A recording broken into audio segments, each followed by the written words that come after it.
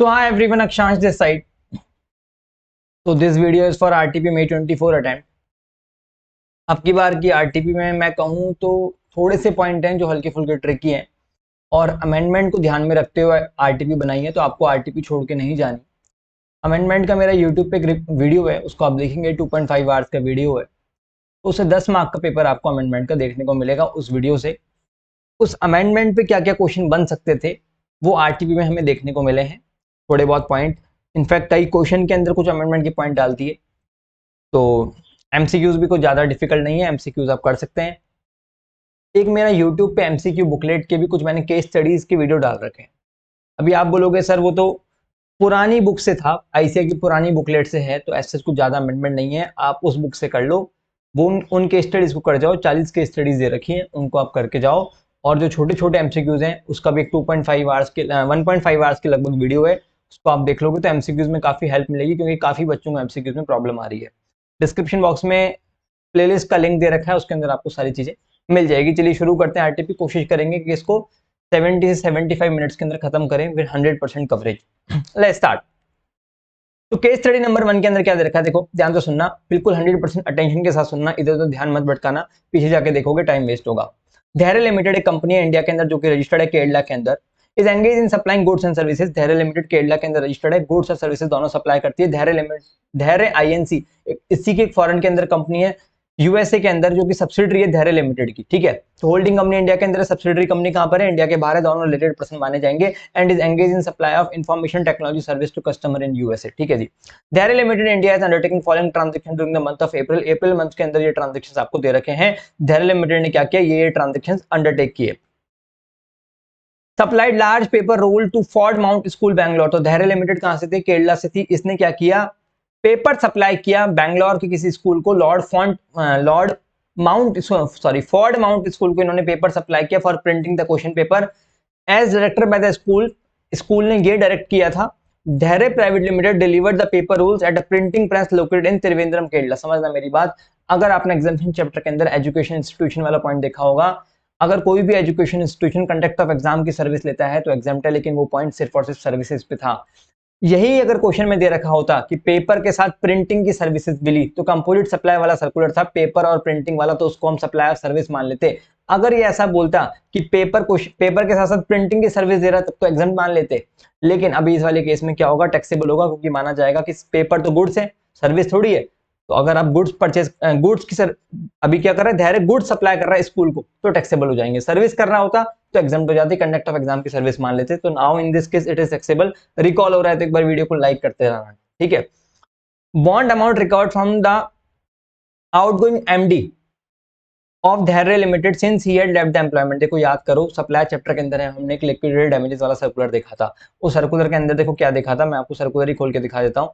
उस सर्कुलर के अंदर हमने क्या देखा था, उस सर्कुलर के अंदर हमने देखा था कि कोई भी ऐसा अमाउंट जो बॉन्ड के फॉर्म में रिसीव हो रहा हो, अगर कोई भी एम्प्लॉय है, कोई भी डायरेक्टर है जिसने बॉन्ड तोड़ा, होता ना कि एम्प्लॉय बॉन्ड तोड़ देते हैं, 3 लाख रुपए दे दो और चलो नौकरी जल्दी छोड़ना है आपको। अगर आपने सपोज करो कि मेरा बॉन्ड है कि 3 साल तक 5 साल तक आपको नौकरी में रहना है, और मैं अगर आपने ऐसे जल्दी नौकरी छोड़ी तो आपको बॉन्ड का पैसा देना पड़ेगा, ऐसे केसेस आपने सुने होंगे। तो उस केस में एक सर्कुलर था कि अगर कोई बॉन्ड का पैसा कंपनी रिकवर कर रही है तो उस बॉन्ड पर टैक्स नहीं लगता। ये सर्कुलर आप देख सकते हैं, देखो। फीचर ऑफ सैलरी और payment of bond amount in an event, ये जो दे रखा है, ये बुक और क्वेश्चन बैंक, इनको आप करके चले जाओ, मोर देन इनफ है, इससे बाहर कुछ नहीं पूछने वाले institute, this I can assure you, इसमें 100% कवरेज है, ठीक है। अभी क्या दे रखा है, तो जो बॉन्ड का पैसा रिकवर किया उस पर कोई GST नहीं लगेगा। आगे बढ़ते हैं। Supplied steel sheets in territorial water to, इन्होंने क्या किया, स्टील की शीट सप्लाई करी जो कि 12 नॉटिकल माइल है केरला से और 15 नॉटिकल माइल है तमिलनाडु से। तो हम कहाँ पे रजिस्टर्ड हैं, धैर्य लिमिटेड रजिस्टर्ड है केरला के अंदर। तो जो भी नियरेस्ट प्लेस होती है, अगर पानी के अंदर कुछ होता है, आपने पहले भी देख रखा होगा, अगर थोड़े बहुत क्वेश्चंस करेंगे ITC में ऐसे कुछ पॉइंट्स भी थे, तो इसके अंदर हम CGST HST की सप्लाई मान लेंगे। ये माना जाएगा कि सप्लाई इंट्रास्टेट है, केरला में सप्लाई की, क्योंकि केरला की जो बाउंड्रीज है वो ओनली 12 नॉटिकल माइल है, बल्कि तमिलनाडु की 15 नॉटिकल माइल है। एडवांस मिला हमें गुड्स के लिए एडवांस मिलता है, तो उसका तो भैया हमको इमीडिएटली GST जमा कराना पड़ता है, याद आ रहा होगा आपको। सॉरी सर्विस के केस में ऐसा होता है, सर्विस के केस में टाइम ऑफ सप्लाई चैप्टर में आपने देखा होगा। देखो कंडीशन क्या होती है, गुड्स के केस में फॉरवर्ड चार्ज में क्या कंडीशन थी, एक ही कंडीशन थी, पेमेंट की कंडीशन नहीं थी वहां पे। गुड्स के केस में फॉरवर्ड चार्ज में एक कंडीशन थी, date of issue of invoice oblique last date of issue of invoice, payment की बात नहीं थी। सर्विस के केस में पेमेंट था। तो गुड्स के केस में भले एडवांस मिला उससे कोई फर्क नहीं पड़ता, उसका जीएसटी हम तभी जमा कराएंगे जब एक्चुअल में सप्लाई करेंगे। बट सर्विस के केस में एडवांस मिला है तो सर्विस के केस में क्या करेंगे अपन, सर्विस के केस में आपको जब एडवांस मिला तभी जीएसटी जमा कराना पड़ेगा as per time of supply of condition. ठीक है, तो 4,90,000 रुपीज पे जीएसटी देना पड़ेगा। इनफैक्ट आईटीसी में ऐसा क्वेश्चन भी था, क्वेश्चन नंबर 54 राम कुमार करके था, देखो मैं दिखा देता हूं आपको, खोल ही रखा है, राम कुमार करके क्वेश्चन है। इसके अंदर देखो यही चीजें थी कि 9 लाख रुपए का एडवांस मिला जिसमें से 5 लाख रुपए गुड्स का था और 4 लाख रुपए सर्विस का था। तो सर्विस पे तो अपने करंटली टैक्स दे दिया था, पर एक बात ध्यान रखना, थोड़ा लिंक करके बता रहा हूं आपको, अगर इस तरह का क्वेश्चन आ जाता है, जैसे ये तो अपन जो पढ़ रहे हैं आरटीपी में, वो तो एमसीक्यू है, ये आईटीसी का पूरा क्वेश्चन था, तो भले ही हम टैक्स तो अपन सर्विस वाले पे देंगे, टैक्स तो सर्विस वाले पे देंगे, गुड्स वाले कंपोनेंट पे भी टैक्स नहीं देंगे, लेकिन टोटल टर्नओवर के अंदर दोनों ही अमाउंट ऐड होगा। आईटीसी चैप्टर के अंदर इस पॉइंट के अंदर बच्चों को कंफ्यूजन होता था क्वेश्चन नंबर 54 के अंदर, कि जब टर्नओवर निकालता था ना बच्चा अपोर्शनमेंट करने के लिए, common credit into exam turnover divide by total turnover, तो टोटल टर्नओवर में पूरा 9 लाख रुपीज ऐड होगा, ना कि 4 लाख रुपीज मत करके आ जाना कि भाई सर्विस में 4 लाख रुपए में टैक्स दिया। टर्नओवर चीज अलग होती है, टैक्स कब देना है कब नहीं देना ये पॉइंट अलग होता है। ठीक है, तो इस ये तो खैर एमसीक्यू है, वो तो मैंने जस्ट फॉर द रेलिवेंस की भाई ये मिलता जुलता सा मुझे दिखा तो मेरे को लगा रिकॉल करवाता हूँ, एक इंपॉर्टेंट पॉइंट था। तो इसके केस में क्या होगा कि जो हमको टैक्स देना पड़ेगा वो सर्विस के केस में देना पड़ेगा, गुड्स के केस में तो अभी हम टैक्स नहीं देंगे। कंप्यूटर क्या किया, हमने कंप्यूटर बेच दिया फ्री ऑफ कॉस्ट, और उस कंप्यूटर पे आईटीसी भी नहीं ली थी, और हमने वो कंप्यूटर अनरिलेटेड पर्सन को बेचा। भाई देखो फ्री ऑफ कॉस्ट बेचा तो शेड्यूल 1 के अंदर ही फ्री ऑफ कॉस्ट देखा जाता है चारों पैरा के अंदर। तो शेड्यूल 1 पैरा 1 के हिसाब से अगर आपने आईटीसी क्लेम नहीं करी है तो कोई सप्लाई नहीं माना जाएगा, सिंपल सा पॉइंट था। अभी आपको ये बोल रखा है कि और भी कुछ इन्फॉर्मेशन दे रखी है आपको, तो ये तो आउटवर्ड सप्लाई की डिटेल्स दे रखी थी आपको, जो अपन ने देखा कि भाई पेपर रोल सप्लाई किया, बॉन्ड का पैसा मिला, और पानी के अंदर टाइटल वाटर के अंदर कुछ सामान सप्लाई किया, स्टील वगैरह ये सब दे रखा है। आगे कुछ इनवर्ट सप्लाईज दे रखे हैं, इनवर्ट सप्लाईज के अंदर क्या दे रखा है कि कंपनी ने अपने डायरेक्टर को सिटिंग फीस पे करी, और कोचिंग केरला के अंदर डायरेक्टर था, सीजीएसटी एसजीएसटी क्रेडिट ले सकते हो आप, और आरसीए में पे होगा ये भी आपको पता है, भले ही आरसीए में पे हो लेकिन क्रेडिट तो मिलेगी। कंपनी ने क्या किया, होटल को पेमेंट किया, और अपना सीईओ रुका था कंपनी का होटल के अंदर, और होटल महाराष्ट्र के अंदर था। तो समझना मेरी बात, होटल के केस में अगर आपने प्लेस सप्लाई के प्रोविजन आपको ध्यान होंगे एज पर 12 सबसेक्शन 3, होटल के केस में हमेशा सीजीएसटी एसजीएसटी लगता है। आप बोलोगे ऐसा क्यों, देखो होटल केस में प्लेस सप्लाई क्या होती है, प्रॉपर्टी की लोकेशन, और जनरली होटल वहीं रजिस्टर्ड होता है, तो लॉस और कॉस्ट सेम स्टेट में हो जाती है, सीजीएसटी एसजीएसटी का जीएसटी देना पड़ता है। सवाल ये आता है कि जब केरला वाला बंदा, ये पता है ये वाला पॉइंट लास्ट अटेम्प्ट की आरटीपी में भी था, वहां पे भी मैंने एम्फेसिस किया था, इस अटेम्प्ट की आरटीपी में भी है, इंस्टीट्यूट का फेवरेट सा बनता जा रहा है, तो इस पॉइंट को ध्यान से सुनना, एग्जाम में क्वेश्चन पूछा जा सकता है। धैर्य लिमिटेड केरला में रजिस्टर्ड है, ठीक है, उसने मुंबई में सीजीएसटी एसजीएसटी का पेमेंट किया, तो क्रेडिट कैसे मिलेगी, नहीं मिलेगी। अगर मैं थोड़ा सा लिंक कराने की कोशिश करूं, टीडीएस वाले पॉइंट के अंदर भी एक यही पॉइंट था। पॉइंट पता है क्या था, कि अगर लोकेशन ऑफ सप्लायर और place of supply same state के अंदर है, और लोकेशन ऑफ रिसीवर दूसरे स्टेट के अंदर है, तो हम टीडीएस भी नहीं काट सकते थे। इसका भी लॉजिक सिंपल सा था कि भाई सपोज करो कि रिसीवर कहाँ का है, रिसीवर है मान के चलो राजस्थान का, लोकेशन ऑफ सप्लायर है मान के चलो फॉर एग्जांपल यूपी का, और प्लेस सप्लाई है यूपी का, तो अभी टीडीएस कटेगा जो सीजीएसटी एसजीएसटी का कटेगा, जो कि यूपी का होगा, और जो पेमेंट करने वाला है वो राजस्थान का है, तो कैसे काट के देगा। अभी जो लोग मेरे को पहली बार देख ले होंगे वो सोच रहे होंगे पता नहीं क्या फालतू की बातें कर रहा है, कुछ समझ नहीं आ रहा, स्किप कर देते हैं वीडियो। नहीं भाई ये इंपॉर्टेंट पॉइंट था टीडीएस के अंदर भी। क्यों नहीं काटा था टीडीएस, वो इसी इसी लॉजिक से तो लिंक्ड है, जिस लॉजिक से होटल वाला केस लिंक्ड है उसी लॉजिक से वो टीडीएस वाला पॉइंट लिंक्ड है। ठीक है, क्योंकि आरटीपी आप जनरली एग्जाम से एक दिन, मतलब एग्जाम से पहले ही देखते हो, 1 महीना पहले है ना, ऐसे देखते हो, तो मेरा कोशिश है कि लिंक ही करवाऊं चीजों को, तो जिससे और चीजें भी आपके लिए बेनिफिशियल रहे। तो इस वाले केस में क्या होगा, होटल वाले केस में कोई क्रेडिट नहीं मिलेगी, होटल वाले के हमने होटल की सर्विसेज ली, कोई क्रेडिट नहीं मिलेगी। Company avail the services of an arbitral tribunal in Cochin Kerala, जैसे लीगल सर्विसेज होता है था ना, लीगल सर्विसेज और आर्बिट्रल ट्रिब्यूनल का सेम ट्रीटमेंट होता था। लीगल सर्विसेज अगर कोई रजिस्टर्ड बिजनेस एंटिटी लेती है जो प्रीवियस ईयर में रजिस्टर्ड है, हम ये लीगल सर्विसेज ले रहे हैं धैर्य लिमिटेड, तो हमको आरसीए में टैक्स देना पड़ेगा और इसकी क्रेडिट भी मिल जाएगी। याद करना, खाली ट्रिब्यूनल होगा तो शेड्यूल 3 में चला जाएगा, आर्बिट्रल ट्रिब्यूनल होगा तो फिर वो उस पर टैक्स लगेगा आरसीए में। ठीक है, salary of 15 lakh was paid to employees on payroll, salary GST से बाहर है। कंपनी ने एक नई मशीनरी परचेज करी और क्या किया कंपनी ने, उसके टैक्स के जीएसटी के अमाउंट पर डेप्रिसिएशन भी क्लेम कर लिया। तो आईटीसी के प्रोविजन के हिसाब से या तो आप डेप्रिसिएशन क्लेम कर सकते हो, आईटीसी क्लेम कर सकते हो। तो इसने डेप्रिसिएशन क्लेम कर लिया तो कोई आईटीसी नहीं मिलेगी, ठीक है। इन द मंथ ऑफ मे, अभी देखो क्वेश्चन में अभी तक हमको क्या दे रखी थी, अप्रैल की डिटेल्स दे रखी थी। अभी तक की डिटेल्स कहां तक की थी, अप्रैल तक की पड़ी थी, अब मई पे आ गए अपन। In the month of May Dare Limited sent a team of 25 employees to San Francisco for receiving the training in emerging IT information technologies। तो इन्होंने क्या किया, अपने एम्प्लॉयज को ट्रेनिंग देने के लिए यूएस भेजा।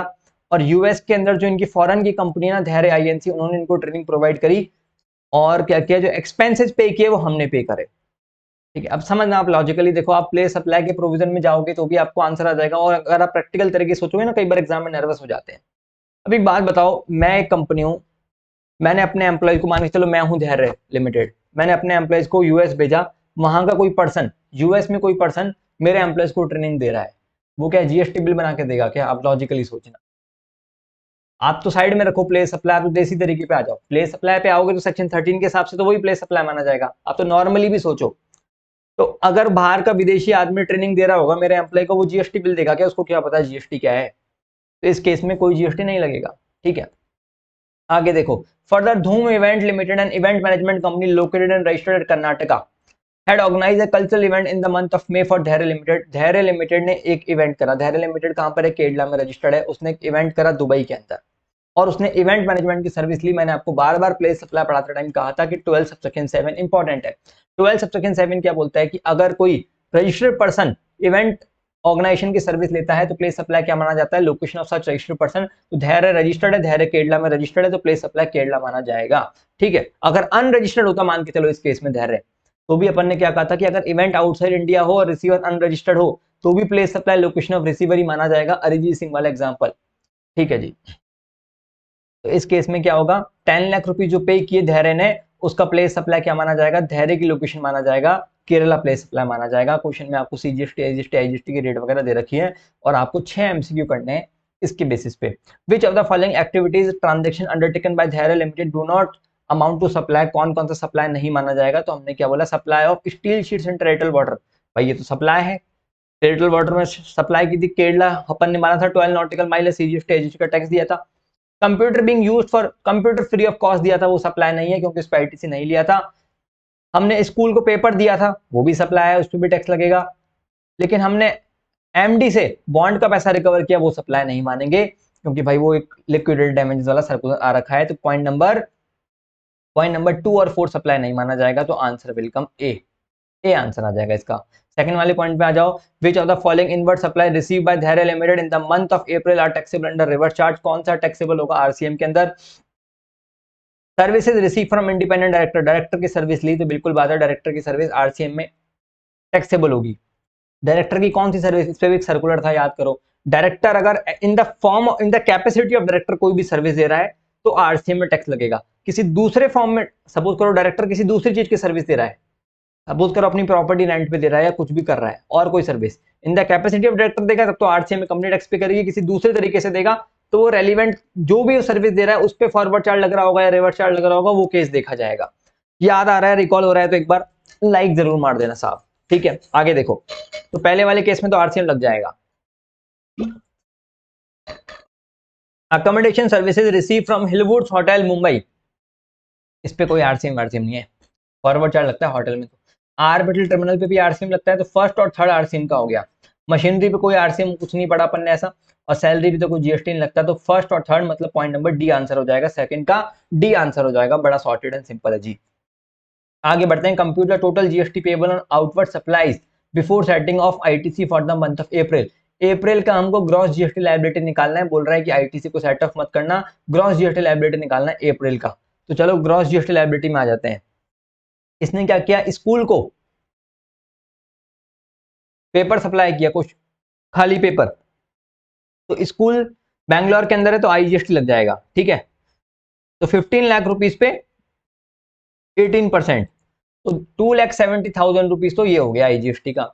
आगे बढ़ते हैं, ऐसे लिख के करें, चलो सीजीएसटी एसजीएसटी आईजीएसटी। तो पहला अपन ने देखा 2,70,000, तो वो हो गया किस चीज़ का, पेपर रोल का। बॉन्ड पे कोई जीएसटी है नहीं, अपन ने ये स्टील की शीट सप्लाई करी 6 लाख रुपए की, तो 6 लाख रुपीज पे पॉइंट, तो 54,000 सीजीएसटी एसजीएसटी हो गया। ठीक है जी, ठीक है साहब, आगे बढ़ते हैं। और ये जो गुड्स पे तो कोई टैक्स लगेगा नहीं, एडवांस जो मिला, सर्विस पे लग जाएगा 4,90,000 का, सीजीएसटी एसजीएसटी केरला के अंदर ही है। तो देखो 4,90,000 का, तो ये आ जाएगा 44,100 और 44,100। ठीक है साहब, आगे बढ़ते हैं। कंप्यूटर पे कोई टैक्स है नहीं, ये तो अपनी आउटवर्ड सप्लाई की डिटेल्स थी। ये इनवर्स दे रखे हैं, इनवर्स से हमें मतलब नहीं, क्योंकि क्वेश्चन में साहब बोला है कि ग्रॉस जीएसटी लायबिलिटी बतानी की है आपको। ठीक है, तो अब आंसर निकाल लो, सिंपल है।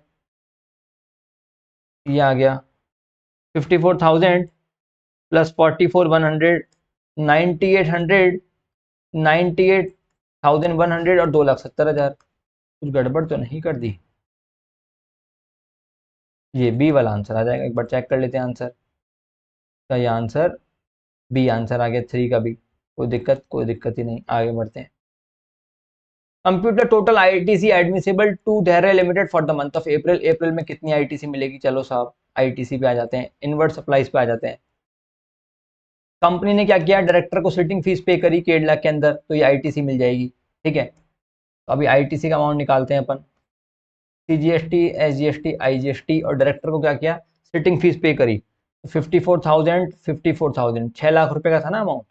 आरसीएम में टैक्स पे करेंगे, कोई दिक्कत की बात नहीं है। ठीक है जी,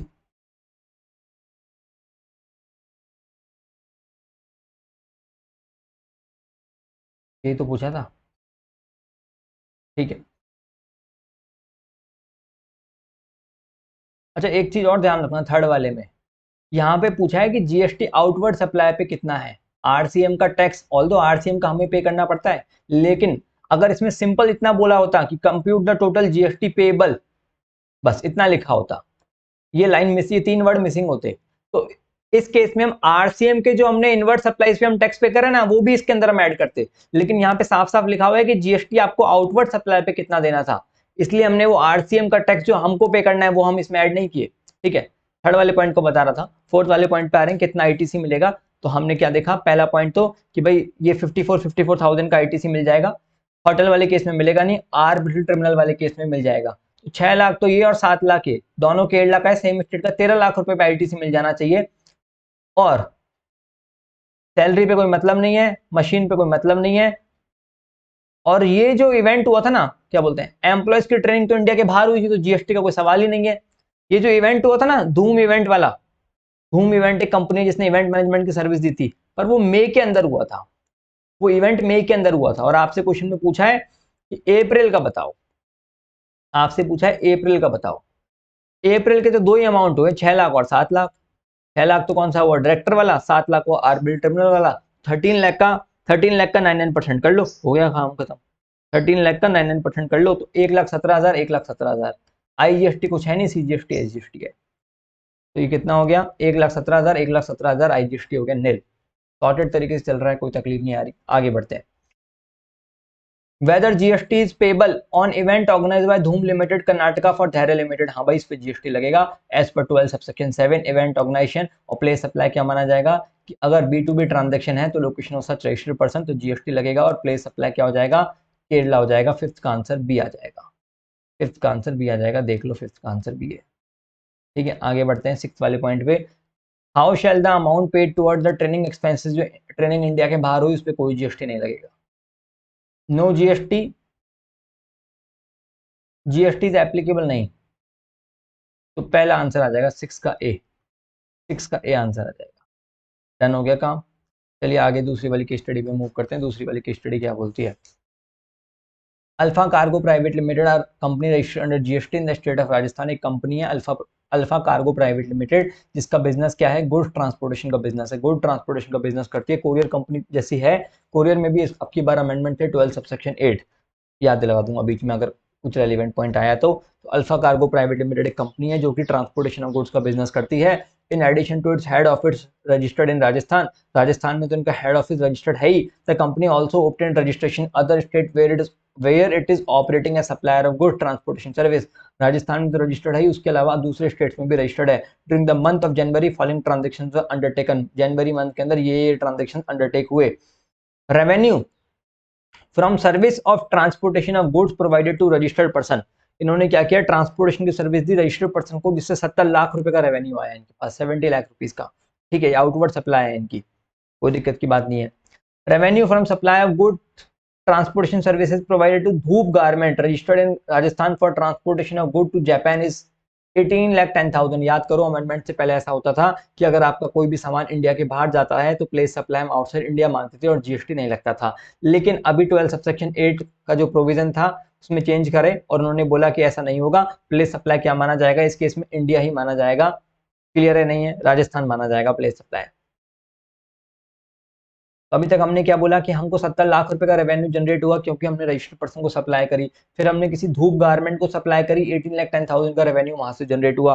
थर्ड पॉइंट क्या बोल रखा है, the company paid rent to the local municipal authorities of respective state, company ने क्या किया, वहां की जो भी स्टेट में, इन्होंने बोला कि राजस्थान में तो हेड ऑफिस है, बाकी दूसरे स्टेट में भी रजिस्टर्ड है ना ये, तो जिस जिस स्टेट में काम कर रहे हैं वहां के म्युनिसिपल अथॉरिटी को रेंट पे किया। याद करो, अगर आप गवर्नमेंट से कोई भी सर्विस लेते हो, अगर गवर्नमेंट से आप रेंटिंग ऑफ इमूवेबल प्रॉपर्टी की सर्विस लेते हो और अगर आप रजिस्टर्ड पर्सन हो, अगर रजिस्टर्ड पर्सन गवर्नमेंट से रेंटिंग ऑफ इमूवेबल प्रॉपर्टी की सर्विस लेता है तो आरसीएम में टैक्स देना पड़ता है और इसकी क्रेडिट भी मिल जाएगी। तो इस केस में क्या लगेगा, देखो सीजीएसटी एसजीएसटी लगेगा चारों स्टेट में। अब आप बोलोगे ऐसा क्यों लगेगा, देखो हर स्टेट में आप रजिस्टर्ड हो, रेस्पेक्टिव स्टेट में आप रजिस्टर्ड हो, तो सीजीएसटी एसजीएसटी तो लगेगा। क्लियर है? नहीं है? लॉस और कॉस्ट सेम स्टेट में माना जाएगा। आपने रेंटिंग की सर्विसेज ली, रेंटिंग ऑफ प्रॉपर्टी की सर्विस ली, तो प्लेस सप्लाई क्या हो गया, लोकेशन ऑफ प्रॉपर्टी, सप्लायर कहाँ का है, उस स्टेट की गवर्नमेंट, तो लॉस कॉस्ट सेम स्टेट में हो गया, सीजीएसटी एसजीएसटी लगेगा, कोई दिक्कत की बात नहीं, चारों के अंदर ही सीजीएसटी एसजीएसटी लग जाएगा। लिखा हुआ है the invoice was issued by local authority in these state to the offices of the company located in respective state, हर स्टेट के अंदर इनका ऑफिस है, वहीं पे इनवॉइस दिए। ठीक है जी। There are 5 independent director in the company, पांचों राजस्थान के इंडिपेंडेंट डायरेक्टर हैं और उनको सिटिंग फीस पे करी एक को 25,000 रुपए की, तो पांचों को 1,25,000 की सिटिंग फीस पे करी। इस पे जीएसटी कौन देगा, कंपनी देगी आरसीएम में। मेरे ख्याल से ये भी क्लियर है। ठीक है, आगे बढ़ते हैं। Out of these director, Mr. X, a chartered accountant and an independent director of the company, is also a partner in ABC LLP, a chartered accountant firm in Delhi.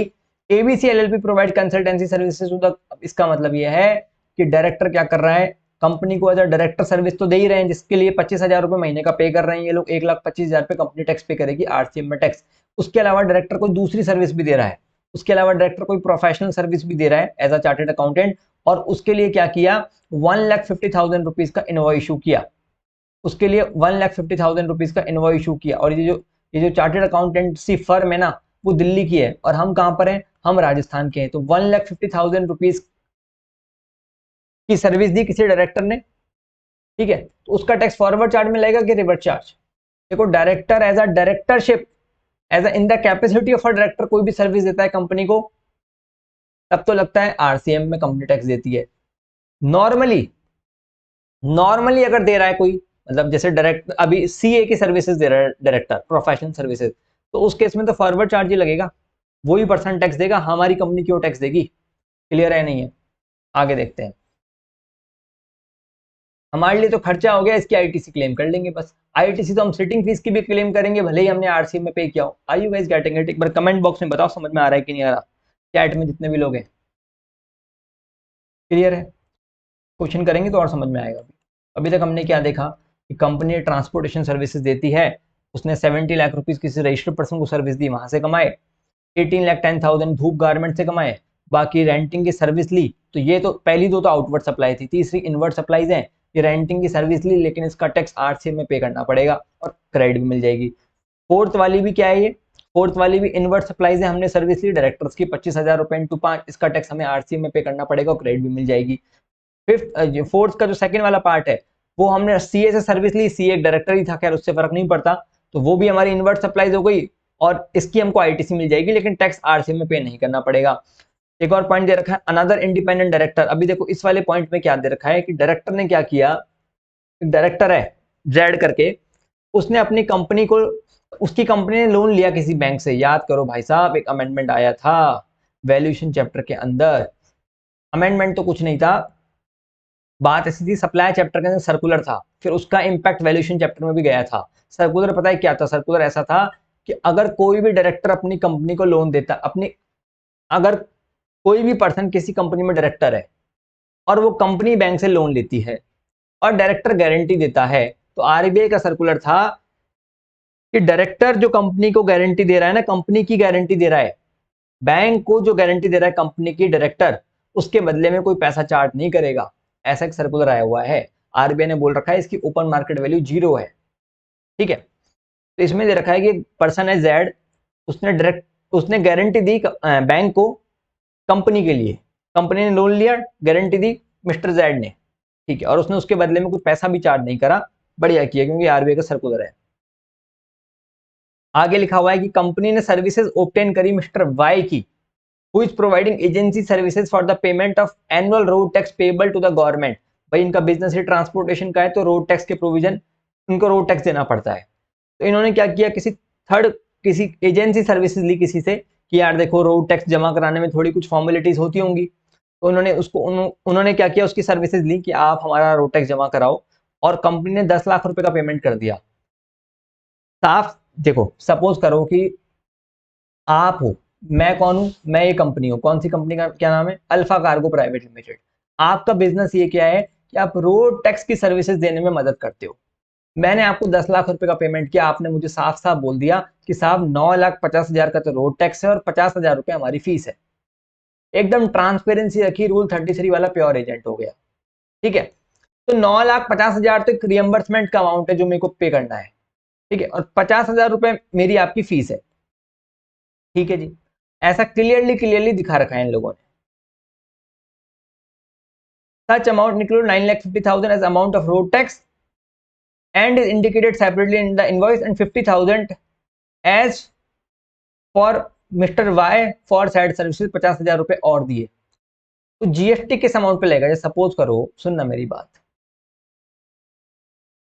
जो डिपार्टमेंट ने, सरकार ने हमसे 9,50,000 रुपए ले लिए, वो तो हमने दे दिए, 50,000 रुपए उस एजेंट को दिए, तो उस 50,000 पे जीएसटी भी तो देना पड़ेगा, 50,000 पे जीएसटी भी तो देना पड़ेगा। समझ रहे हो? अभी क्वेश्चन आएगा तब देखेंगे। The company also paid an amount of 5 lakh rupees for an event related to goods transport industry in the event of sponsorship amount. Company ने स्पॉन्सरशिप सर्विसेज ली, सर कैसे पता चला ली? पेमेंट किया, जो पे करता है वो रिसीवर होता है। तो स्पॉन्सरशिप सर्विसेज केस में क्या था? सप्लायर अगर एनी पर्सन हो, रिसीवर बॉडी कॉर्पोरेट है, पार्टनरशिप फर्म हो, यहाँ पे रिसीवर कौन है? कंपनी, बॉडी कॉर्पोरेट है, तो आरसीएम में टैक्स लगता है, आरसीएम में टैक्स देना पड़ेगा और क्रेडिट भी मिल जाएगी। 7th वाले पॉइंट में बता रखा है, कुछ नहीं बता रखा, फॉरवर्ड चार्ज में जीटीए को टैक्स पे करना है। ठीक है, और ये आपको डिटेल्स दे रखी है फरवरी मंथ की कि इलेक्ट्रॉनिक कैश लेजर में ये बैलेंस पड़ा है, टैक्स और इंटरेस्ट का सीजीएसटी एसजीएसटी आईजीएसटी हेड के अंदर ये बैलेंस पड़ा हुआ है, ऐसा आपको बता रखा है। और क्वेश्चन में 99% जीएसटी की रेट दे रखी है। अभी क्वेश्चन आपसे बोला है, पहला पॉइंट ये आपको बोला है कि टोटल आपको कितना जीएसटी पे करना है, including GST payable under reverse charge. देखो लास्ट वाला जो क्वेश्चन था उसमें फर्क था, उसमें आपसे सिर्फ आउटवर्ड सप्लाई का जीएसटी पूछा था, इसमें आपसे पूछा है कि टोटल जीएसटी के पे कितना आपको पे करना है, आरसीएम वाला भी बता दो। ठीक है, टोटल इस क्वेश्चन में कितना जीएसटी पे करना है, तो इसमें सीजीएसटी एसजीएसटी आईजीएसटी की कोई झंझट तो है नहीं, सीधा अमाउंट दे रखे हैं आपको। तो चलो जीएसटी पे आ जाते हैं, सबसे पहले अपन आउटवर्ड सप्लाई पे आ जाते हैं। एक तो हमारी 70 लाख रुपए की आउटवर्ड सप्लाई थी, एक 18,10,000 की आउटवर्ड सप्लाई थी। ठीक है, एक ये चारों की आरसीएम में हमको पे करना था, पे तो करना ही है ना हमको, उससे क्या फर्क पड़ रहा है, भले ही इनवर्ट सप्लाई तो, लेकिन पे करना है। और डायरेक्टर को 1,25,000 दिया था, उसका भी पे करना है हमको, पे तो करना ही है ना। ये 1,50,000 हमने सर्विसेज ली थी, लेकिन हमको पे नहीं करना, आरसीएम में फॉरवर्ड चार्ज में वो सीए पे करेगा। ठीक है, और हमने एजेंट की सर्विस ली थी, पर उस पर भी टैक्स हम क्यों पे करेंगे? आरसीएम में एजेंट ही पे करेगा। हमसे तो क्या पूछा है कि आपको कितना जीएसटी देना है, तो हमको 2 जीएसटी देने हैं। एक तो जो हमारा टर्नओवर है, हमारी आउटवर्ड सप्लाई है, उस पर जीएसटी देंगे एक अपन, और एक हमारी जो आरसीएम की इनवर्ट सप्लाई है उस पर हम जीएसटी देंगे। तो अभी देखो आरसीएम की इनवर्ट सप्लाई कौन कौन सी हो गई, एक तो ये रेंट वाली हो गई चारों। ठीक है, ये पहली दो तो हमारी नॉर्मल टर्नओवर था, हमारा आउटवर्ड सप्लाई। ये थर्ड वाला हमारी इनवर्ट थी लेकिन आरसीएम में लाइबिलिटी थी हमारी, फोर्थ वाले में भी आरसीएम में लाइबिलिटी थी हमारी, फोर्थ में कौन सा वाला 1,25,000 तक, फिफ्थ में हमारी कोई आरसीएम में है नहीं, लेकिन सिक्स वाला जो पॉइंट है स्पॉन्सरशिप सर्विसेज उसमें भी हमारी आरसीएम में लाइबिलिटी थी, हमको आरसीएम में पे करना पड़ेगा। तो टोटल अमाउंट कितना हो गया उसको 18 से मल्टीप्लाई कर लो, क्योंकि कुछ सीजीएसटी एसजीएसटी आईजीएसटी दे नहीं रखा आपको, तो सिंपल सी बात है टोटल करके मल्टीप्लाई कर लेते हैं। 70 लाख प्लस 18 लाख 10,000, ये कितना हो गया, ये हो गया आपका 1,90,000, 1.9 लाख, 1,90,000 हुआ ना, हाँ, प्लस 1.25 डायरेक्टर की सेटिंग फीस, आरसी में टैक्स देना है ना, plus 5 lakh sponsorship services, it will कम 96,25,000, इसका 0.18 कर लो आप, तो 17,32,500 इसका आंसर आ रहा है, 17 का डी। समझ में आया तो बताओ एक बार, और जिन्होंने लाइक नहीं मारा वो लाइक मार देना अगर समझ में आया तो अभी तक। अगले पॉइंट में आते हैं। In February after paying all its dues for the month Rajasthan office want to transfer certain amount using form GST PMTS 09 from electronic cash ledger. अच्छा देखो, एक फैसिलिटी होती है, याद रखना, आप एक सपोज करो कि मेरा एक रजिस्ट्रेशन राजस्थान में एक उड़ीसा में है, अभी मेरे कैश लेजर के अंदर कुछ पैसा पड़ा हुआ है, क्रेडिट लेजर नहीं, आईटीसी का अमाउंट नहीं, कैश लेजर के अंदर मेरा कुछ पैसा पड़ा है और मैं राजस्थान से उड़ीसा ट्रांसफर करना चाहता हूं, तो कर सकता हूं। तो थोड़े दिन पहले ये फैसिलिटी चालू हुई है, हाँ कर सकते हो आप, ठीक है, कर सकते हो आप, ऐसा कोई दिक्कत की बात नहीं, फॉर्म पीएमटी 09 भर के, पर कैश लेजर का होना चाहिए। और दूसरी बात इन्होंने क्या बोली कि भाई एक बात आप खुद लॉजिकली समझना, भले आपको याद पता हो नहीं पता हो, कोई दिक्कत की बात नहीं है, यहाँ से सीख लेना इस पॉइंट को। राजस्थान का एसजीएसटी हेड है मान के चलो, अभी राजस्थान के एसजीएसटी हेड से उड़ीसा के एसजीएसटी हेड में पैसा ट्रांसफर हो सकता है क्या? लॉजिक लगा के सोचना, 1 मिनट सोचो और बताओ कैसे होगा, नहीं हो सकता ना। तो क्या हो सकता है पॉसिबल, भाई राजस्थान का सीजीएसटी हेड, राजस्थान का सीजीएसटी हेड है, वहां से आप उड़ीसा के हेड में ट्रांसफर कर सकते हो। सर कौन से हेड में कर सकते हैं? क्या तो आप वहां के सीजीएसटी में कर लो या आईजीएसटी में कर लो, कोई दिक्कत नहीं, राजस्थान के आईजीएसटी हेड से भी ट्रांसफर कर सकते हो, पर यहाँ के एसजीएसटी हेड से वहां के एसजीएसटी में ट्रांसफर नहीं कर सकते आप, ठीक है, लॉजिकल है, ठीक है जी, ठीक है। तो अब इन्होंने क्या बोला कि भाई राजस्थान से ये उड़ीसा में ट्रांसफर करना चाहते हैं इलेक्ट्रॉनिक कैश लेजर के अंदर balance, it want to transfer, ये अमाउंट ट्रांसफर करना चाहते हैं from tax under IGST head to, ये देखो ये कह रहे हैं कि राजस्थान का जो आईजीएसटी हेड है ना, देखो राजस्थान के आईजीएसटी हेड में जो भी बैलेंस अवेलेबल होगा, ये राजस्थान का जो आईजीएसटी हेड है इसमें बैलेंस अवेलेबल होगा 25,000 रुपये बैलेंस है, तो ये क्या कर रहे हैं इस 25,000 रुपये में से, ये कह रहे हैं कि हम 12,000 तो उड़ीसा के सीजीएसटी हेड में जमा कराना चाहते हैं और 12,000 रुपये उड़ीसा के एसजीएसटी हेड में जमा कराना चाहते हैं। वो पॉसिबल नहीं है, एसजीएसटी का बैलेंस नहीं ला सकते आप, ठीक है, आप एसजीएसटी हेड में बैलेंस जमा नहीं करा सकते यहाँ के आईजीएसटी से, आईजीएसटी से सीजीएसटी एसजीएसटी में हो सकता है, सेंटर सेंटर का मैटर चल सकता है, स्टेट को बीच में मत लाओ। तो अभी इन्होंने क्या बोला कि जो आईजीएसटी हेड का बैलेंस है ना राजस्थान का, वो उड़ीसा के सीजीएसटी में डालना चाहते हैं, वो तो प्रैक्टिकली पॉसिबल है, लेकिन ये दूसरा वाला पॉइंट पॉसिबल नहीं है, तो इसका मतलब सिर्फ 12,000 का बैलेंस ही डल सकता है। दूसरे केस में ऐसा लिखा हुआ है कि ये क्या करना चाह रहे हैं, from interest under the major head of CGST to interest under IGST, ये कह रहे हैं कि हम राजस्थान के सीजीएसटी से उड़ीसा के आईजीएसटी में पैसा डालना चाहते हैं, कर सकते हो, जैसे यहाँ पे आईजीएसटी से सीजीएसटी में डाल रहे थे, कर सकते हैं, अभी सीजीएसटी से आईजीएसटी में डाल रहे हैं, कर सकते हैं, पर एसजीएसटी से आईजीएसटी में डाल रहे हैं वो नहीं कर सकते, वो नहीं कर सकते।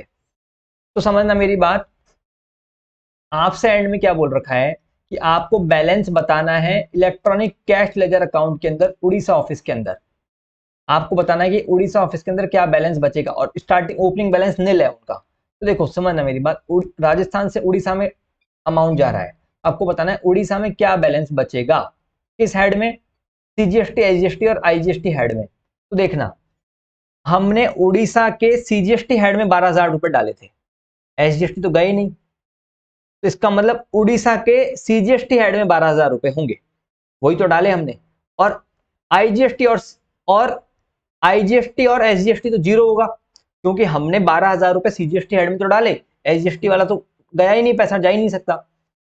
तो अभी आपसे इन्होंने क्या बोला है कि आपको बताना है कि उड़ीसा का बैलेंस क्या होगा, आईजीएसटी सीजीएसटी एसजीएसटी, तो सीक्वेंस देख लो, पहले आईजीएसटी पूछा है, फिर सीजीएसटी, फिर एसजीएसटी पूछा है, तो आईजीएसटी में तो नहीं होगा कुछ, सीजीएसटी में 12,000 होगा और एसजीएसटी में भी कुछ नहीं होगा। तो देखो नील 12,000 नील, ये पहला सही लग रहा है अभी तक का तो मेरे को, और देखा जाए तो तीनों ऑप्शंस में चारों में से पहला ही सही है। फिर दूसरा इन्होंने आपसे पूछा है कि राजस्थान के इंटरेस्ट हेड में कितना पैसा रहेगा। तो देखो पहले कितना था राजस्थान के इंटरेस्ट हेड में पैसा, 2000 3000 3000। फिर इंटरेस्ट कितना हमने ट्रांसफर कर दिया था, हमने 3,000 रुपए हमारे सीजीएसटी हेड से उनके आईजीएसटी में डाल दिया। तो अभी आपसे जो पूछा है ना, देखो टैक्स का जो सीजीएसटी आईजीएसटी एसजीएसटी का जो बैलेंस पूछा है वो तो उड़ीसा का पूछा है, और इंटरेस्ट का जो बैलेंस पूछा है वो राजस्थान का पूछा है आपसे। तो राजस्थान में हमारा बैलेंस क्या था, 3,000, 2,000 आईजीएसटी, 3,000 सीजीएसटी, 3,000 एसजीएसटी। हमने हमारे सीजीएसटी से उनके आईजीएसटी में पैसा डाल दिया, हमारे सीजीएसटी से उनके आईजीएसटी में पैसा डाल दिया, तो हमारा सीजीएसटी तो खत्म हो गया। तो पहले हमारा सीजीएसटी कितना था, 3,000 था, जो कि अब 0 हो गया, और आईजीएसटी और एसजीएसटी तो एज इट इज रहेगा। तो 2,000 नील और 3,000, ये हमारा आंसर हो जाएगा। 2,000 नील और 3,000 पहला पॉइंट, ये अच्छा था, अच्छा वाला पॉइंट था ये। ठीक है, तो 8th वाला क्लियर हो गया होगा मेरे ख्याल से आपको। 9th वाले पॉइंट में क्या दे रखा है, the total amount payable to mister Y including GST as applicable is. Mister Y को हमको कितना पैसा देना है, who is mister Y. Mister Y point number 5 के अंदर है, मिस्टर वाई को कितना पैसा देना है हमको। देखो 9,25,000 सॉरी 9,50,000 तो उसने हमसे एज अ रियम्बर्समेंट लिया, वो तो देना ही है। 50,000 रुपीज उसकी फीस है, प्लस उस पर जीएसटी और देना पड़ेगा। 50,000 पे 18% GST, it comes to 9,000 rupees. तो 9,50,000 plus 50,000 plus 9,000, it will come to 10,09,000 rupees. ये आंसर आ जाएगा इसका। 9th का डी एक बार मैच कर लेते हैं, कंफर्म हो जाएगा। 10,09,000 9th का डी, 9th का डी 10,09,000, 10,09,000 इसका आंसर आ जाएगा। 10th वाले पॉइंट पे आओ, total ITC available to the company at pan India level. पूरे इंडिया लेवल पे, राजस्थान नहीं, पूरे इंडिया पे कितनी आईटीसी अवेलेबल होगी, किस हेड के अंदर कितनी होगी पूरे इंडिया लेवल पे। तो देखो आईटीसी मिलती है इनवर्ट सप्लाईज पे, मिलती है कि नहीं मिलती, ठीक है जी। तो तीसरा पॉइंट इनवर्ट सप्लाईज का था। तो यहां तो सीजीएसटी एसजीएसटी क्रेडिट मिलेगी ना, यहाँ पे बच्चे गलती कर सकते हैं, इसलिए ध्यान से रखना। यहाँ तो इन्होंने हर स्टेट के अंदर साफ साफ लिखा हुआ है ना, हर स्टेट की गवर्नमेंट ने उस स्टेट के ऑफिस को इनवॉइस इशू किया। तो सीजीएसटी एसजीएसटी का इनवॉइस तो इशू किया होगा प्रैक्टिकली, आप सोचोगे तो इनके पास सीजीएसटी एसजीएसटी क्रेडिट पड़ी होगी। सीजीएसटी एसजीएसटी और आईजीएसटी देखते हैं। तो सीजीएसटी एसजीएसटी क्रेडिट पड़ी होगी कितने अमाउंट की, 1,90,000 की सीजीएसटी एसजीएसटी क्रेडिट पड़ी होगी। तो अगर आप करोगे 1,90,000 को सीजीएसटी एसजीएसटी क्रेडिट, तो 17,100 और 17,100 ये क्रेडिट पड़ी होगी इनके पास। ठीक है जी, आगे देखो डायरेक्टर्स को इन्होंने पे किया, और डायरेक्टर्स सेम स्टेट के, ये राजस्थान के राजस्थान में ही है, अल्फा भी राजस्थान में रजिस्टर्ड है। तो 1,25,000 का 99% की क्रेडिट मिल जाएगी आपको। 1,25,000 का 99% की क्रेडिट मिल जाएगी, इट विल कम 11,250। आगे देखो इन्होंने एक चार्टर्ड अकाउंटेंट को पैसे दिए, जो कि डायरेक्टर भी था, कोई दिक्कत की बात नहीं है, पर उस केस में वो चार्टर्ड अकाउंटेंट की जो फर्म है ना, वही टैक्स देगी फॉरवर्ड चार्ट में, लेकिन हमें तो क्रेडिट मिल जाएगी, हमारा खर्चा हुआ। और ये क्रेडिट आईजीएसटी की होगी, क्योंकि वो दिल्ली के अंदर है, हम राजस्थान के अंदर हैं। तो क्या हो जाएगा इस केस में, 27,000 रुपीज की क्रेडिट मिल जाएगी on on this 1,50,000 rupees amount.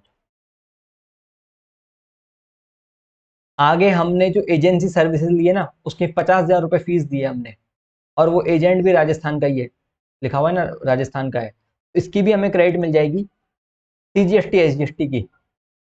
तो 4,500 4,500, अरे 50,000 का 99% करोगे तो 4,500 4,500 ही तो आएगा। हमने ये 5,000 रुपये पे किए इवेंट मैनेजमेंट को, तो इसका भी प्लेस सप्लाई क्या हुआ था, सॉरी राजस्थानी हुआ था ना, स्पॉन्सर इवेंट नहीं, पुराना वाला याद आ रहा था, स्पॉन्सरशिप सर्विसेज, स्पॉन्सरशिप सर्विसेज के लिए पैसा दिया था। तो इस केस में हमें इसकी क्या मिल जाएगी, क्रेडिट मिल जाएगी, कोई दिक्कत की बात नहीं है। तो क्रेडिट सीजीएसटी एसजीएसटी की मिलेगी, तो 5 लाख का 9% तो 45,000 और 45,000 खत्म हो गया। टोटल कर लें,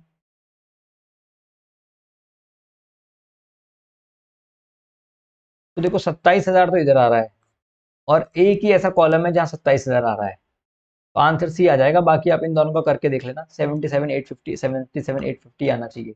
850 आ रहा है कि नहीं आ रहा? 500, 750, 850, तो पीछे वाला तो सेम ही आ रहा है, तो उसका सही होगा। ठीक है, सही होगा। ज़्यादा टाइम नहीं है, तो एग्जाम में इसी ट्रिक से क्वेश्चन किया करो, ज़्यादा ऐसे उलझा मत करो।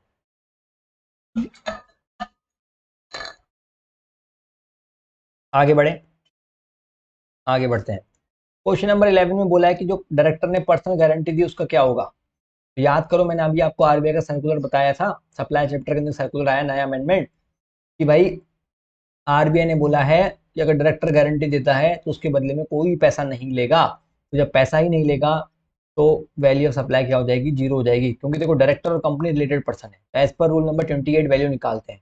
रूल नंबर 28 क्या बोलता है? सबसे पहले ओपन मार्केट वैल्यू लो। ओपन मार्केट वैल्यू ही जीरो हो गई ना, इस केस में क्या हो जाएगा?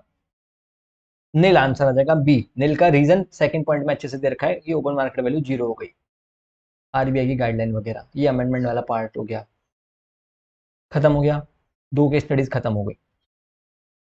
इधर आओ, अब आगे आप, इतनी देर हो गई अभी तक अपन को, 40 मिनट के अंदर दोनों की स्टडीज हो गई। क्वेश्चन नंबर 12 पे आओ। क्वेश्चन नंबर 12 क्या बोलता है? पार्वती एक इंडियन रेजिडेंट है, वो जो कि यूएस गई है, इंडिया की है, यूएस गई है, 1 साल बाद लौट के आई है for contesting in assembly election of our state. India में चुनाव लड़ने आई है 1 साल बाद, और अपने साथ बैगेज का क्वेश्चन है। Use personal effect fully allowed है, एक लैपटॉप फुल्ली अलाउड होता है अगर एज 18+ होती है। चुनाव लड़ रही है तो वैसे 18+ ही होगी। ज्वेलरी, 40 ग्राम ज्वेलरी अलाउड होती है अप टू 1 लाख रुपीज। हाँ, up to 1 lakh rupees, right. तो ये भी अलाउड हो गई इसको। तो ये तीनों तो वैसे भी कोई जीएसटी नहीं लग रहा, इस पर कस्टम ड्यूटी नहीं लग रही।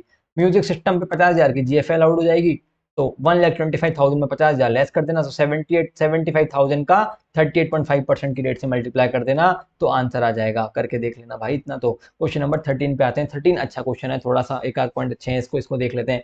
आईटीसी का क्वेश्चन नंबर 14, मतलब क्वेश्चन नंबर 1 14 मार्क का जो क्वेश्चन आता है वो बन सकता है। देखते हैं, आ जाओ। फोकस इस तरफ रखना भैया।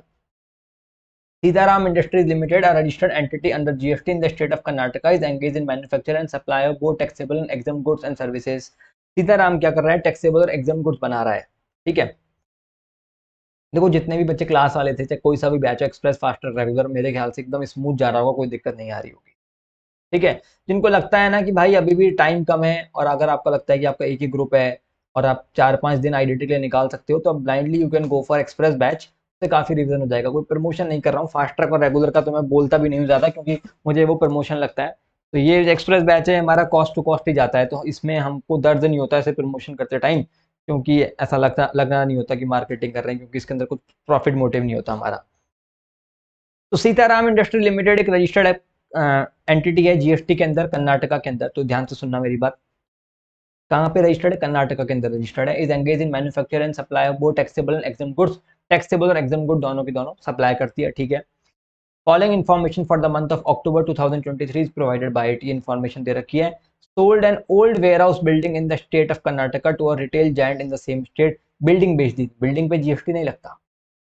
पर अगर अपोर्शनमेंट वाला पॉइंट हुआ, याद करो वो करते थे ना अपन, कॉमन क्रेडिट को अपोर्शनमेंट करते थे, common credit into exam turnover divide by total turnover. तो याद करो हमने पढ़ा था कि एग्जाम टर्नओवर का वैल्यू जानबूझ के ज्यादा बढ़ा रखा है। एग्जाम टर्नओवर का फिगर जानबूझ के ज्यादा बढ़ा रखा है। क्यों बढ़ा रहे थे? क्योंकि जितना ज्यादा एग्जाम टर्नओवर होगा उतना ही क्रेडिट डिसअलाउ होगा कॉमन में से। तो उसके लिए हमने एग्जाम टर्नओवर के अंदर sale of land and building का स्टैंप ड्यूटी वैल्यू इंक्लूड करेंगे अपन। तो वैसे तो जीएसटी नहीं लगेगा, वैसे तो आउटवर्ड सप्लाई पे कोई जीएसटी नहीं आएगा, लेकिन एग्जाम टर्नओवर के हिसाब से रूल 42 जो अपन ने देखे थे, वहां पे इसको वैल्यू में ऐड कर देंगे, वो भी stamp duty value. Supplied 30 laptop over the counter to mister Sudhakar unregistered. ये भी अब की बार कमेंटमेंट है।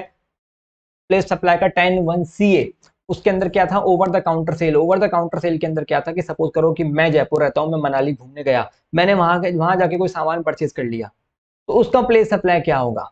ठीक है, तो देखो लॉजिकली गवर्नमेंट का यही इंटेंशन रहता है कि जो पर्सन सामान परचेज करके ला रहा है ना, वो जहां का है उसी स्टेट को टैक्स मिलना चाहिए। क्योंकि देखो मैं राजस्थान का हूँ, राजस्थान गवर्नमेंट ने, मैं बचपन से राजस्थान में रह रहा हूँ, तो मैं कोई खर्चा कर रहा हूँ, जब बड़ा होकर कमाने लग गया तो टैक्स भी तो राजस्थान गवर्नमेंट को मिलना चाहिए। इंटेंशन गवर्नमेंट का ये था। पर मैं मनाली जाके शॉपिंग कर रहा हूँ, तो अभी उन्होंने बोला कि अगर मैं जीएसटी में रजिस्टर्ड हूँ और मैंने बिजनेस के लिए कोई सामान खरीदा, तब तो automatically B to B transaction हो गया, तब तो मेरी ही लोकेशन को प्लेस सप्लाई माना जाएगा। और अगर मान के चलो मैं अनरजिस्टर्ड भी हूं, पर मैंने सप्लायर को उसको बोला कि भाई इनवॉइस में तू मेरा स्टेट लिख, मैंने उसको बता दिया कि मैं कहाँ का हूं, तो भी प्लेस सप्लाई लोकेशन और रेसिपिएंट मानी जाएगी। अभी मैंने उसको कुछ बताया ही नहीं, ऐसे चलते फिरते सामान ले लिया जैसे नॉर्मली अपन लोग करते हैं, तो उस केस में प्लेस सप्लाई क्या माना जाएगा, लोकेशन ऑफ सप्लायर को ही प्लेस सप्लाई माना जाएगा। ये नया प्रोविजन आया था। अब इन्होंने क्या बोला कि सुधाकर अनरजिस्टर्ड है, उसने 30 लैपटॉप परचेज किए और उसने इनवॉइस में अपना स्टेट मेंशन कर दिया, तो भाई फिर मेंशन कर ही दिया तो फिर कोई दिक्कत ही नहीं, इसी की लोकेशन को प्लेस सप्लाई माना जाएगा, तो आईजीएसटी लग जाएगा। सप्लायर कहाँ का है, सप्लायर है तुम्हारा कर्नाटका का, और प्लेस सप्लाई हो जाएगी हरियाणा की, आईजीएसटी लग जाएगा। और ये जो लैपटॉप के लिए हमने बॉक्स भी लिए, स्पेशल बॉक्स लैपटॉप बैग, तो कंपोजिट सप्लाई हो गया, तो 13,30,000 रुपये पर टैक्स लग जाएगा, आईजीएसटी 18% की रेट से। देखते हैं 18% ये क्या है, वही 6612, अच्छा 9918, ये किसका है भाई, गुड्स का तो है,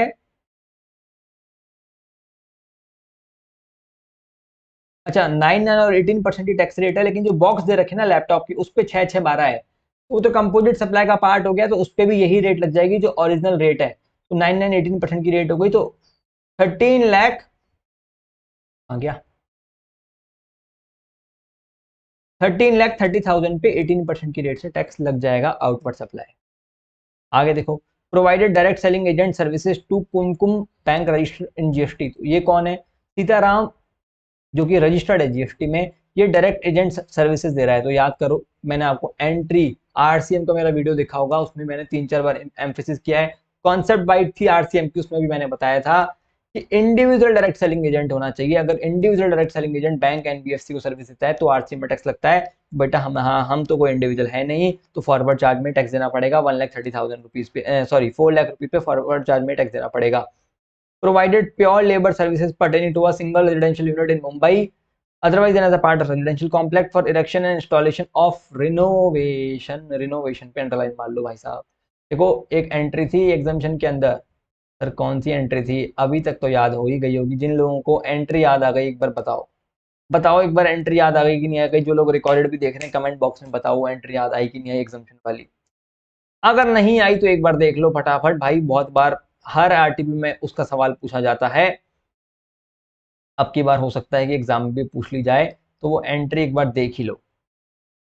उसके अंदर क्या था, अगर आप रिनोवेशन या रिपेयर इन सब की सर्विस दोगे तो टैक्सेबल था। एग्जामिशन पता है किस चीज की थी, कंस्ट्रक्शन, कमीशन, इंस्टॉलेशन, इरेक्शन, इन सब की एग्जामिशन थी बस। दिख जाए तो बता देंगे, ये रहा देखो, services by way of pure labour contract, book का है पेज नंबर, बुक का page number 4.21, services by way of pure labour contract of construction, erection, installation और commission of original work pertaining to a single residential unit otherwise than as a part of residential complex। Language as it is पूरी की पूरी है, लेकिन यहाँ पे construction, erection, commissioning और installation की जगह रिनोवेशन लिखा है, इसलिए वो टैक्सेबल हो जाएगा, एग्जम्पशन नहीं मिलेगी। तो सिंपल सी बात है, हमने इन सब की सर्विसेज दी तो हमको टैक्स देना पड़ेगा, कोई दिक्कत की बात नहीं। और किसको दी हमने, मुंबई वाले को दी, और हम कहाँ पर हैं, हम हैं रजिस्टर्ड कर्नाटका में, तो आईजीएसटी टैक्स लग जाएगा आउटवर्ड सप्लाई। आगे बढ़ते हैं, provided free of cost training in a resort in Puducherry to its agent based in the state of Karnataka on effective use of product of the company। याद करो rule number 29 agent वाला, मैंने आपको क्या कहा था, रूल नंबर 28 और 29 दोनों का लगभग लगभग सेम ही ट्रीटमेंट था, वही open market value like and quantity का 90% रूल 30 और 31, लेकिन rule number 28 goods plus service दोनों पे लगता था रिलेटेड पर्सन वाला, रूल नंबर 29 सिर्फ और सिर्फ गुड्स पे लगता था, इस पे आज तक कोई क्वेश्चन था ही नहीं, इसलिए आप लोग ज्यादा ध्यान भी नहीं देते थे। अगर आप उठा के देखोगे ना बुक, अगर आप बुक उठा के देखोगे ना, आप ये देखो, सॉरी अपना चैप्टर है value of supply, value of supply में अगर आप देखोगे ना, रूल नंबर 28 लग रहा है गुड्स एंड सर्विस दोनों पे लग रहा है रिलेटेड पर्सन के केस में, और रिलेटेड पर्सन के केस में सोल एजेंट भी इंक्लूड हो जाता है, पर रूल नंबर 29 सिर्फ और सिर्फ गुड्स पे लग रहा है, यहाँ पे सर्विस नहीं लिखा हुआ, ठीक है। तो इस वाले केस में हम क्या देख रहे हैं कि आपने एजेंट को सर्विस दी फ्री में, तो भाई फ्री मतलब शेड्यूल 1 में एजेंट आता है, ठीक है, एजेंट का हम वैल्यूशन निकालते हैं रूल 29 से, लेकिन वो सिर्फ गुड्स के लिए था, सर्विस के लिए नहीं था, तो ये सप्लाई ही नहीं माना जाएगा। अच्छा सपोज करो क्वेश्चन में यहाँ पे वर्ड लिखा होता एजेंट की जगह सोल एजेंट, तो रूल 28 के हिसाब से वैल्यूएशन रूल, फिर इसको अपन क्या मानते, फिर इस पे जीएसटी लगा देते, अगर एग्जामिनर चाहे तो कर सकता है ऐसा मेन एग्जाम के अंदर। ठीक है जी, तो इसमें कोई जीएसटी नहीं लगाएंगे हम उस केस में। इंटरेस्ट मिला बैंक से, उस पर भी कोई जीएसटी नहीं लगेगा, लेकिन एग्जाम टर्नओवर, टोटल टर्नओवर जब करेंगे तब इस पॉइंट पे फिर से चर्चा करेंगे। तो अभी तक हमने आउटवर्ड सप्लाई की डिटेल देख ली कि गोदाम बेचा हमने, 30 लैपटॉप ओवर द काउंटर वाली सेल हो गई, डायरेक्ट सेलिंग एजेंट वाली सर्विसेज हमने दी है। तो जो हमने ओवर द काउंटर सर्विस दी उसके केस में रिसीवर ने इनवॉइस में अपना स्टेट बता दिया था, तो आईजीएसटी लग जाएगा, और पैकिंग भी इसके अंदर काउंट हो जाएगी, कंपोजिट सप्लाई हो जाएगा। इंडिविजुअल डायरेक्ट सेलिंग एजेंट में भी फॉरवर्ड चार्ज लगेगा, क्योंकि हम इंडिविजुअल नहीं है, इंडिविजुअल होते तो आरसीएम लगता, हम तो नॉर्मल है, तो इंडिविजुअल है ही नहीं, हम सप्लायर हैं, तो इस केस में फॉरवर्ड चार्ज में टैक्स देंगे। प्योर लेबर सर्विसेज, इसमें भी टैक्स लगेगा, क्योंकि यहाँ पे रिनोवेशन है, तो रिनोवेशन पे लगता है, एग्जाम नहीं है। फ्री ऑफ कॉस्ट जो एजेंट को सर्विस दी उस पर कोई जीएसटी नहीं लगेगा, कंसिडरेशन नहीं माना जाएगा, और इंटरेस्ट पे भी कोई जीएसटी नहीं लगता, एग्जाम होता है, interest receiver loans and advances. ये तो आउटवर्ड सप्लाई की डिटेल्स थी। इनवर्ड सप्लाईज पे आ जाते हैं। इनवर्ड सप्लाई में बता रखा है कि आपको एक डेबिट नोट मिला, और वो डेबिट नोट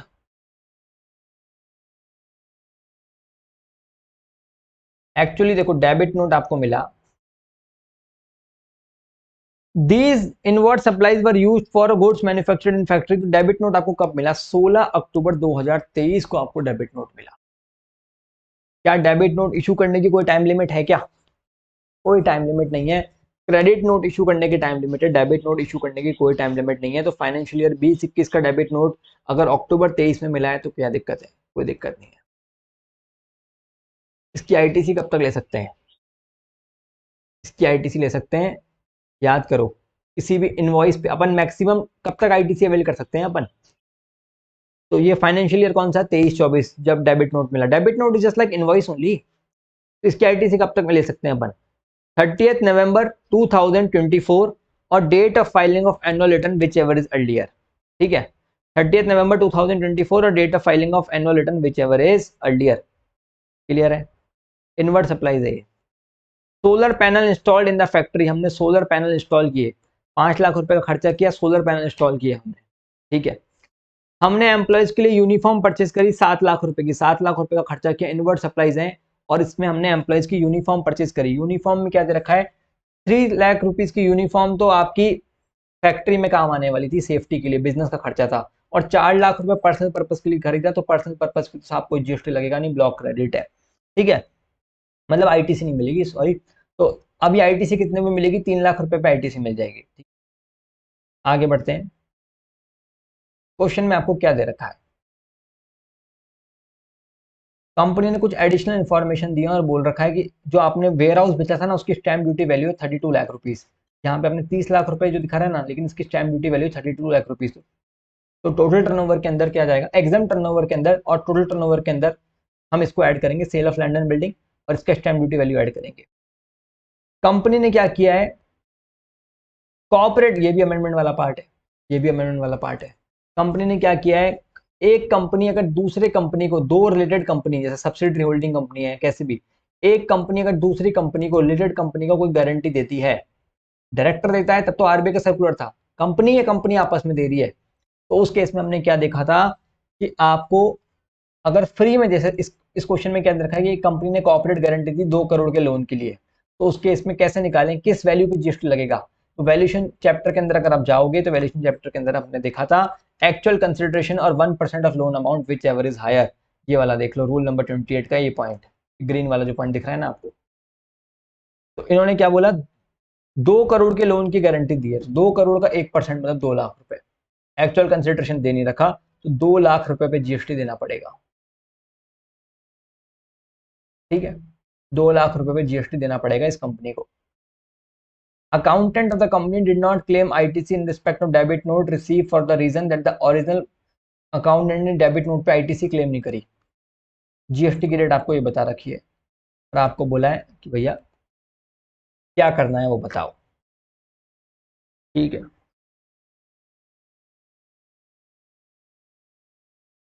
ठीक है, अब इसके आंसर पे आ जाओ। क्वेश्चन अच्छा क्वेश्चन है, इसके आंसर पे आ जाओ। सबसे पहले आउटवर्ड सप्लाई निकालते हैं अपन जीएसटी की, सबसे पहला स्टेप यही करते हैं। क्वेश्चन में हमसे क्या पूछा है, क्वेश्चन में हमसे पूछा है, एंड में आपसे ये पूछा है आपको नेट जीएसटी बताना है, कितना पे करना है कैश में। तो वही आउटवर्ड सप्लाई माइनस आईटीसी, अगर कोई कॉमन क्रेडिट है तो उसका अपोर्शनमेंट, ये सब हमको देखना रहता है। तो सबसे पहले आप आउटवर्ड सप्लाई पे आ जाओ, और आउटवर्ड सप्लाई केस में क्या था, वेयर हाउस पे कोई जीएसटी नहीं लगेगा, लैपटॉप पे IGST लग जाएगा, कितने पे, 13,30,000 रुपीज़ पे, 13,30,000 रुपीज़ पे क्या लग जाएगा, IGST लग जाएगा। वेयर हाउस जो बेचा उस पर कोई जीएसटी नहीं, 13,30,000 रुपीज़ पे IGST लग जाएगा। 10(1) CA over the counter sale. Direct selling agent पे भी फॉरवर्ड चार्ज में हमको टैक्स देना पड़ेगा, कर्नाटका के अंदर रजिस्टर्ड है, और हम कहाँ पे रजिस्टर्ड है, ये भी कर्नाटका में। तो CGST IGST के रेट से 4 लाख रुपीज़ पे 99% का टैक्स लग जाएगा, इस पे 99% का टैक्स लग जाएगा डायरेक्ट सेलिंग एजेंट पे। वर्किंग नोट में आपको बस ये बता के आना है कि भाई इंडिविजुअल नहीं है।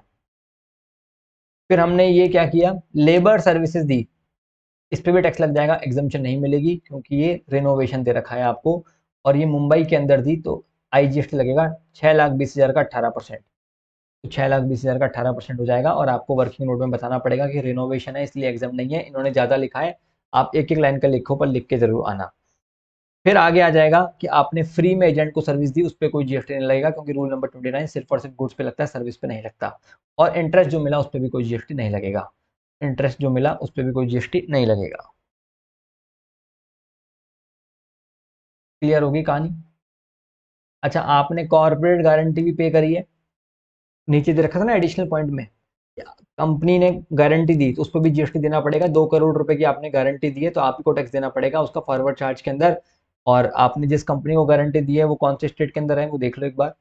आपने गारंटी जो दी है वो कर्नाटका के अंदर ही बैंक को दी है, तो हो जाएगा 2 करोड़ पे 2 लाख रुपए पे 99% की रेट से टैक्स लग जाएगा, 18,000 का टैक्स आ जाएगा। ठीक है, इंटरेस्ट पे कोई जीएसटी लगेगा नहीं। ये आपकी ग्रॉस टोटल लायबिलिटी हो गई, ये आपकी ग्रॉस टोटल लायबिलिटी हो गई। ठीक है, आगे बढ़े, आगे बढ़ते हैं। अब अपन आईटीसी के अमाउंट पे आते हैं, कितनी आईटीसी मिल जाएगी, तो क्या डेबिट नोट की आईटीसी मिल जाएगी, बिल्कुल डेबिट नोट की आईटीसी मिल जाएगी, कोई दिक्कत ही नहीं है। ITC and debit note issued in a financial year can be availed till 30th November of the succeeding financial year or due date of filing of annual return whichever earlier। तो बिल्कुल credit मिल जाएगी हमको debit note की, क्योंकि अभी तो हम अक्टूबर 2023 में चल रहे हैं।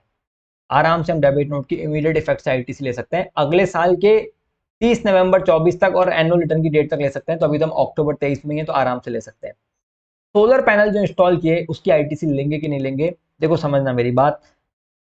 अगर आपने आईटीसी चैप्टर के अंदर वर्क कॉन्ट्रैक्ट सर्विस पढ़ा होगा, उसके अंदर हमने आपको क्या बताया था कि गवर्नमेंट ने क्या बोला कि प्लांट एंड मशीनरी अगर आप लगाते हो उस पर तो आप आईटीसी ले सकते हो, लेकिन उसके अलावा अगर आप कोई भी मोटा एक्सपेंस करते हो, फॉर एग्जाम्पल आपने कोई फैक्ट्री खरीद ली, फैक्ट्री पे जो जीएसटी लगा, कैपिटल नेचर के जितने भी एक्सपेंसेस थे उस पर गवर्नमेंट ने कोई जीएसटी नहीं लगाया था। रेवेन्यू नेचर के जो एक्सपेंस थे, फॉर एग्जाम्पल कि अगर आपने नॉर्मल नॉर्मल अगर पेंट करवाया फैक्ट्री में उस पर आईटीसी अलाउड था, पर फैक्ट्री की अगर आपने छत डलवाई, छत ही उड़ गई, तो उस पे नहीं था। तो अपन ने क्या बोला था कि वर्क कॉन्ट्रैक्ट सर्विसेज पे आईटीसी अलाउ नहीं होगा, क्योंकि वहां मोटा खर्चा होता था। याद करो उसमें और भी चीज थी कि पाइपलाइन अगर फैक्ट्री के बाहर बिछवाई तो आईटीसी नहीं मिलेगी, अंदर मिल जाएगी। गवर्नमेंट ने बायस प्रोविजन बना रखे हैं। अब सोलर पैनल आपने इंस्टॉल किया है, ठीक है, अब इस पे दो बातें हैं, या तो आप इसको कैपिटल एक्सपेंस मानो या रेवेन्यू एक्सपेंडिचर मानो। तो इंस्टीट्यूट अज्यूम करता है कैपिटल एक्सपेंडिचर है तो इस पर क्रेडिट नहीं लेता है। अगर एग्जाम में सोलर पैनल का क्वेश्चन आ जाता है तो आपको भी कैपिटल एक्सपेंडिचर मानना है और इस पर क्रेडिट नहीं लेनी है। ठीक है, सोलर पैनल पे कोई क्रेडिट नहीं लेनी है। आगे बढ़ते हैं। आपने यूनिफॉर्म परचेज करी, तो यूनिफॉर्म पे जो पर्सनल पर्पज के लिए उस पर तो क्रेडिट मिलेगी नहीं, और जो नॉर्मल 3 लाख रुपए वाली है उस पर आपको क्रेडिट मिल जाएगी 54,000 की। अभी सवाल ये आता है कि इनमें से कौन सी कॉमन क्रेडिट है, कॉमन क्रेडिट है भी नहीं। तो क्वेश्चन की शुरुआत में दे रखा था आपको कि वो टैक्सेबल एग्जाम के काम में आती है।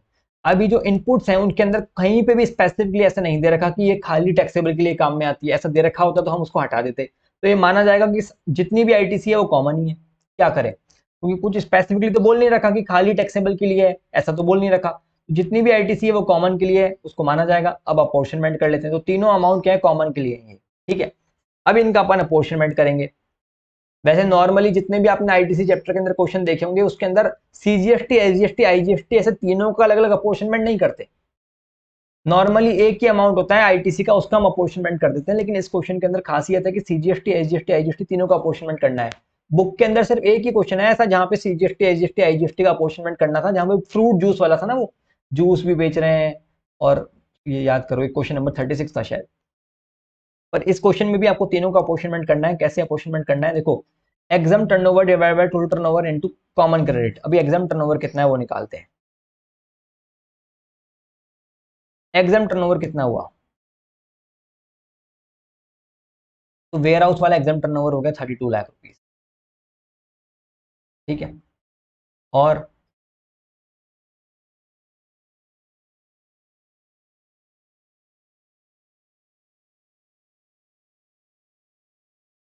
और तो कोई एग्जाम टर्नओवर हुआ नहीं।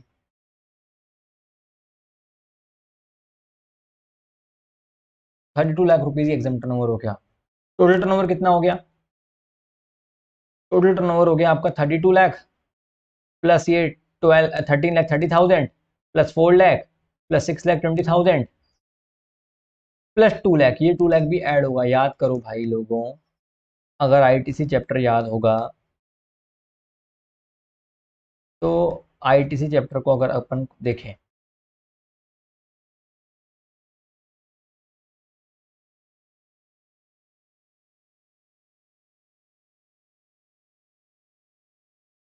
एग्जाम टर्नओवर के अंदर यही चीजें इंक्लूड होती हैं। क्या क्या इंक्लूड नहीं होता, interest receive on loans and advances. तो एग्जाम टर्नओवर के अंदर interest receive on loans and advances हमने इंक्लूड नहीं किया, सिर्फ और सिर्फ 32 लाख रुपीज का हमने क्या किया, sale of land and building add किया। लेकिन टोटल टर्नओवर के अंदर, टोटल टर्नओवर के अंदर टैक्सेबल टर्नओवर भी इंक्लूड होता है और एग्जाम टर्नओवर भी इंक्लूड होता है। तो जब टोटल टर्नओवर निकालेंगे ना अपन, टोटल टर्नओवर जब निकालेंगे तो इसमें ये 2 लाख रुपीज भी ऐड करेंगे। भले ही आईटीसी चैप्टर के एग्जाम टर्नओवर में नहीं आ रहा, लेकिन फिर भी इंक्लूड करेंगे। तो टोटल टर्नओवर में क्या क्या आ जाएगा अभी तक, 32 lakh plus 13 lakh 30,000 plus 4 lakh plus 6 lakh 20,000 plus 2 lakh, ये सब टोटल टर्नओवर में आ जाएगा। और वो जो गारंटी दी थी ना 2 लाख रुपए की, वो भी टोटल टर्नओवर में आ जाएगी। तो ये सब के सब टोटल टर्नओवर में आ जाएगा। क्लियर है। तो टोटल टर्नओवर जो निकलेगा वो आ रहा है आपका 59,50,000 रुपीज। इसका अपोर्शनमेंट करके उल्टा कर दो, खत्म हो गया। और अपोर्शनमेंट के बाद जो बचा वो फाइनल जीएसटी आपको पे करना पड़ गया। तो देखो, हमारे पास कितना क्रेडिट था, इतनी आईटीसी थी, इसमें से कॉमन क्रेडिट हटा दी तो नेट इतनी बच गई। अब नेट इतनी क्रेडिट बच गई हमारे पास। ठीक है जी, ठीक है। अब हमको पे करना है।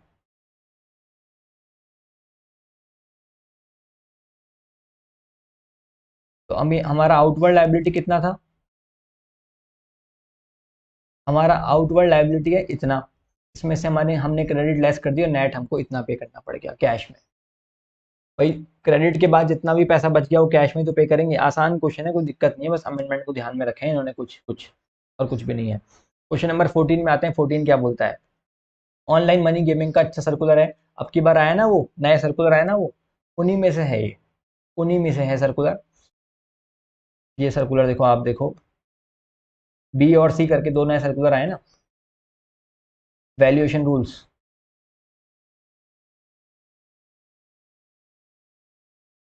ये देखो, 31 बी और 31 सी, ऑनलाइन मनी गेमिंग का और एक्शनेबल क्लेम का, कसिनो वगैरह का कैसे अपन वैल्यू निकालेंगे, उसी पे क्वेश्चन बेस्ड है। अच्छा क्वेश्चन है, एग्जाम में पूछा जा सकता है। इन्होंने बोला है future 625 is an online money gaming platform operating from UAE. Dubai से एक कंपनी है जो ऑपरेट कर रही है, ऑनलाइन गेम खिलवाती है लोगों को और बोलती है खेलो और जीतो। ठीक है, विन जो type. In the month of December, player A N unregistered person located in India deposited N amount of 10,000 rupees inclusive of GST. 10,000 रुपये उन्होंने इस गेम में जमा करा दिया, इंक्लूसिव ऑफ जीएसटी है ये। 28% जीएसटी की रेट होती है, ठीक है, इंक्लूसिव ऑफ जीएसटी बता रखा है आपको फॉर्च्यून 365 में। Subsequently following transaction were undertaken by player A in month in the side month. अभी 10,000 रुपये वॉलेट में डाल दिए, उसमें से 18% 28% जीएसटी चला गया होगा। तो अगर मैं करूं 10,000 डिवाइड बाय 128 इंटू 100, तो कुल मिला के 10,000 रुपये में से टैक्स जमा कराने के बाद 7812.5। ठीक है, टैक्स कितना गया होगा, टैक्स गया होगा आपका 2187.5, क्योंकि इंक्लूसिव ऑफ जीएसटी है ना। ठीक है। Player A utilize 2,000 rupees from the master wallet. अभी वॉलेट में पैसे आ गए, इसमें से 2,000 रुपये इसने गेम खेल लिया। और 10,000 रुपये जीत भी लिए भाई ने, क्या बात है। अभी इसने क्या किया, on another portal operated by Fortune 365 in the name of bat 180, batting के ऊपर पैसे लगाए। बैटिंग के लिए रूल लगता था, rule 31A, lottery batting gambling horse racing, याद करो। उसके केस में मैंने आपको क्या बताया था, उसमें उसके केस में मैंने आपको क्या बताया था कि जो फेस वैल्यू होगी उसी पे जीएसटी लगाएंगे। ये देखो, दो बातें थी। अगर लॉटरी की बात करेंगे तो लॉटरी को तो हम बाय डिफॉल्ट अज्यूम करते थे इंक्लूसिव ऑफ जीएसटी, ठीक है। थोड़ा सा अच्छे से पढ़ रखा होगा तो चीजें याद आ रही होंगी। लॉटरी को हम by default inclusive of GST assume करते थे, और बाकी बैटिंग गैम्बलिंग हॉर्स रेसिंग को हम क्या करते थे, 100% ऑफ फेस वैल्यू अज्यूम करते थे। अब ये बोल रहा है कि एक दूसरा प्लेटफॉर्म था जो कि उसी कंपनी का था, फॉर्च्यून 365 का ही। उसमें क्या किया, इसने 11,000 रुपये और लगाए बैटिंग में, और ये बैटिंग में हार गया। तो अभी इसको जो जीएसटी देना पड़ेगा ना, वो 11,000 पे देना पड़ेगा, 28%। सर तो हमने ये 10,000 पे इंक्लूसिव क्यों दिया, क्योंकि ब्रैकेट में लिखा हुआ था कि आपने जो कंपनी को 10,000 रुपए दिए वो इंक्लूसिव ऑफ जीएसटी दिया आपने, ठीक है। प्लेयर ए ने क्या करा, देखो, पहले 10,000 रुपए डाले फॉर्च्यून 365 में, उस कंपनी ने गवर्नमेंट को जीएसटी जमा करा दिया होगा। प्लेयर ए ने 2,000 रुपए का गेम भी खेल लिया, फिर उस पर 10,000 रुपए जीत भी लिए प्लेयर ए ने, फिर 11,000 रुपए हरा भी दिए प्लेयर ए ने, और अब वो कह रहा है जो अमाउंट बच गया वो वापस से मेरे बैंक अकाउंट में डाल दो। तो एज पर वैल्यूएशन रूल हमने क्या देखा था कि जितना भी पैसा आप लगाते हो उसी पे जीएसटी देना पड़ता है। आप जो जीतते हो, भले ही आपने कुछ विड्रॉ कर लिया उससे मतलब नहीं है, जितना भी पैसा आपने लगाया उस पर आपको जीएसटी देना पड़ेगा। तो इस भाई ने कितना पैसा लगाया, 10,000 रुपए तो एक लगाए, 11,000 रुपए एक लगाए, ठीक है। 10,000 रुपए एक लगाए, 11,000 रुपए एक लगाए इसने। 10,000 रुपए पे जीएसटी तो इंक्लूसिव ऑफ जीएसटी था 2187.5, और 11,000 रुपए पे एक्सक्लूसिव ऑफ जीएसटी लगेगा 28% का, ठीक है। ठीक है जी, क्योंकि लॉटरी का केस तो है नहीं है, तो 11,000 रुपए पे 28% की रेट से जीएसटी लगेगा 3080। एक तो ये जीएसटी गया और एक ये जीएसटी गया, ठीक है जी। क्वेश्चन में क्या पूछा है आपसे, क्वेश्चन में आपसे पूछा है कंप्यूटर टोटल जीएसटी पेबल, तो वही निकाला अपन ने 3080 प्लस, आंसर दिखा देता हूं, देखो आपको,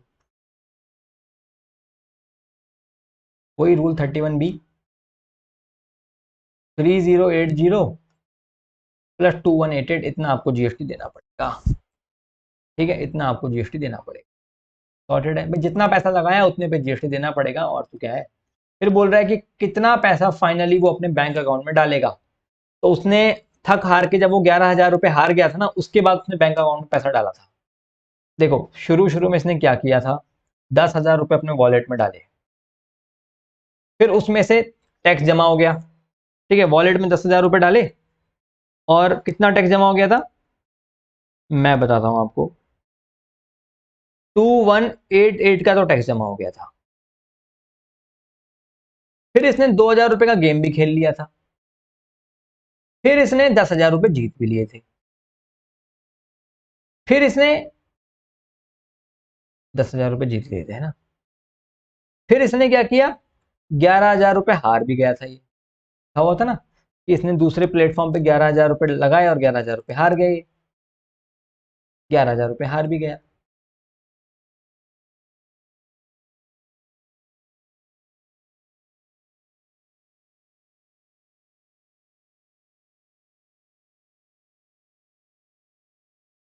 ठीक है, 11,000 रुपए हार भी गया। क्वेश्चन में थोड़ी सी ड्राफ्टिंग एरर है, पर छोड़ो, क्या गालियां दे, बढ़ो। तो 11,000 रुपए हार भी गया। अभी नेट कितना बैलेंस बच गया, 10,000 प्लस 2188 माइनस 2,000 प्लस 10,000 माइनस 11,000, गड़बड़ है कुछ।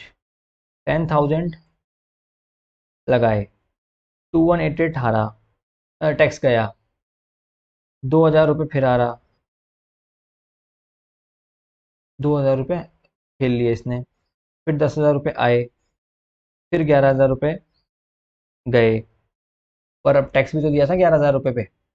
लॉजिकली देखा जाए तो इस 11,000 रुपये टैक्स नहीं देना चाहिए था, पर क्वेश्चन में दे रखा है इंक्लूसिव ऑफ टैक्स है। पता है क्यों नहीं देना चाहिए था, क्योंकि जो नया रूल आया ना वो क्या बोलता है, वो रूल ऐसा बोलता है कि जितना पैसा आपने अपने खाते में डाला ना, बस उस पर टैक्स लगेगा। अभी ये जो 11,000 रुपये का खेल खेल रहा है, ये तो वॉलेट में जो ऑलरेडी पैसा पड़ा है उसी से तो खेल रहा है, उसी पैसे को तो यूज कर रहा है। तो उसी पैसे को अगर आप राउंड एंड राउंड घुमाते रहोगे तो बार बार जीएसटी थोड़ी लगेगा। अभी थोड़ा सा ड्राफ्टिंग एरर कर दिया इन्होंने, बेटर कर सकते थे इसकी लैंग्वेज। इन्होंने लिखा ऑन अनदर पोर्टल, जो कि फ्यूचर 635 का ही पोर्टल है, और उस पर 11,000 रुपये लगाए, और वो 11,000 रुपये जो वॉलेट में पैसा पड़ा था ना उससे ही लगाए, जीता हुआ जो पैसा था ना।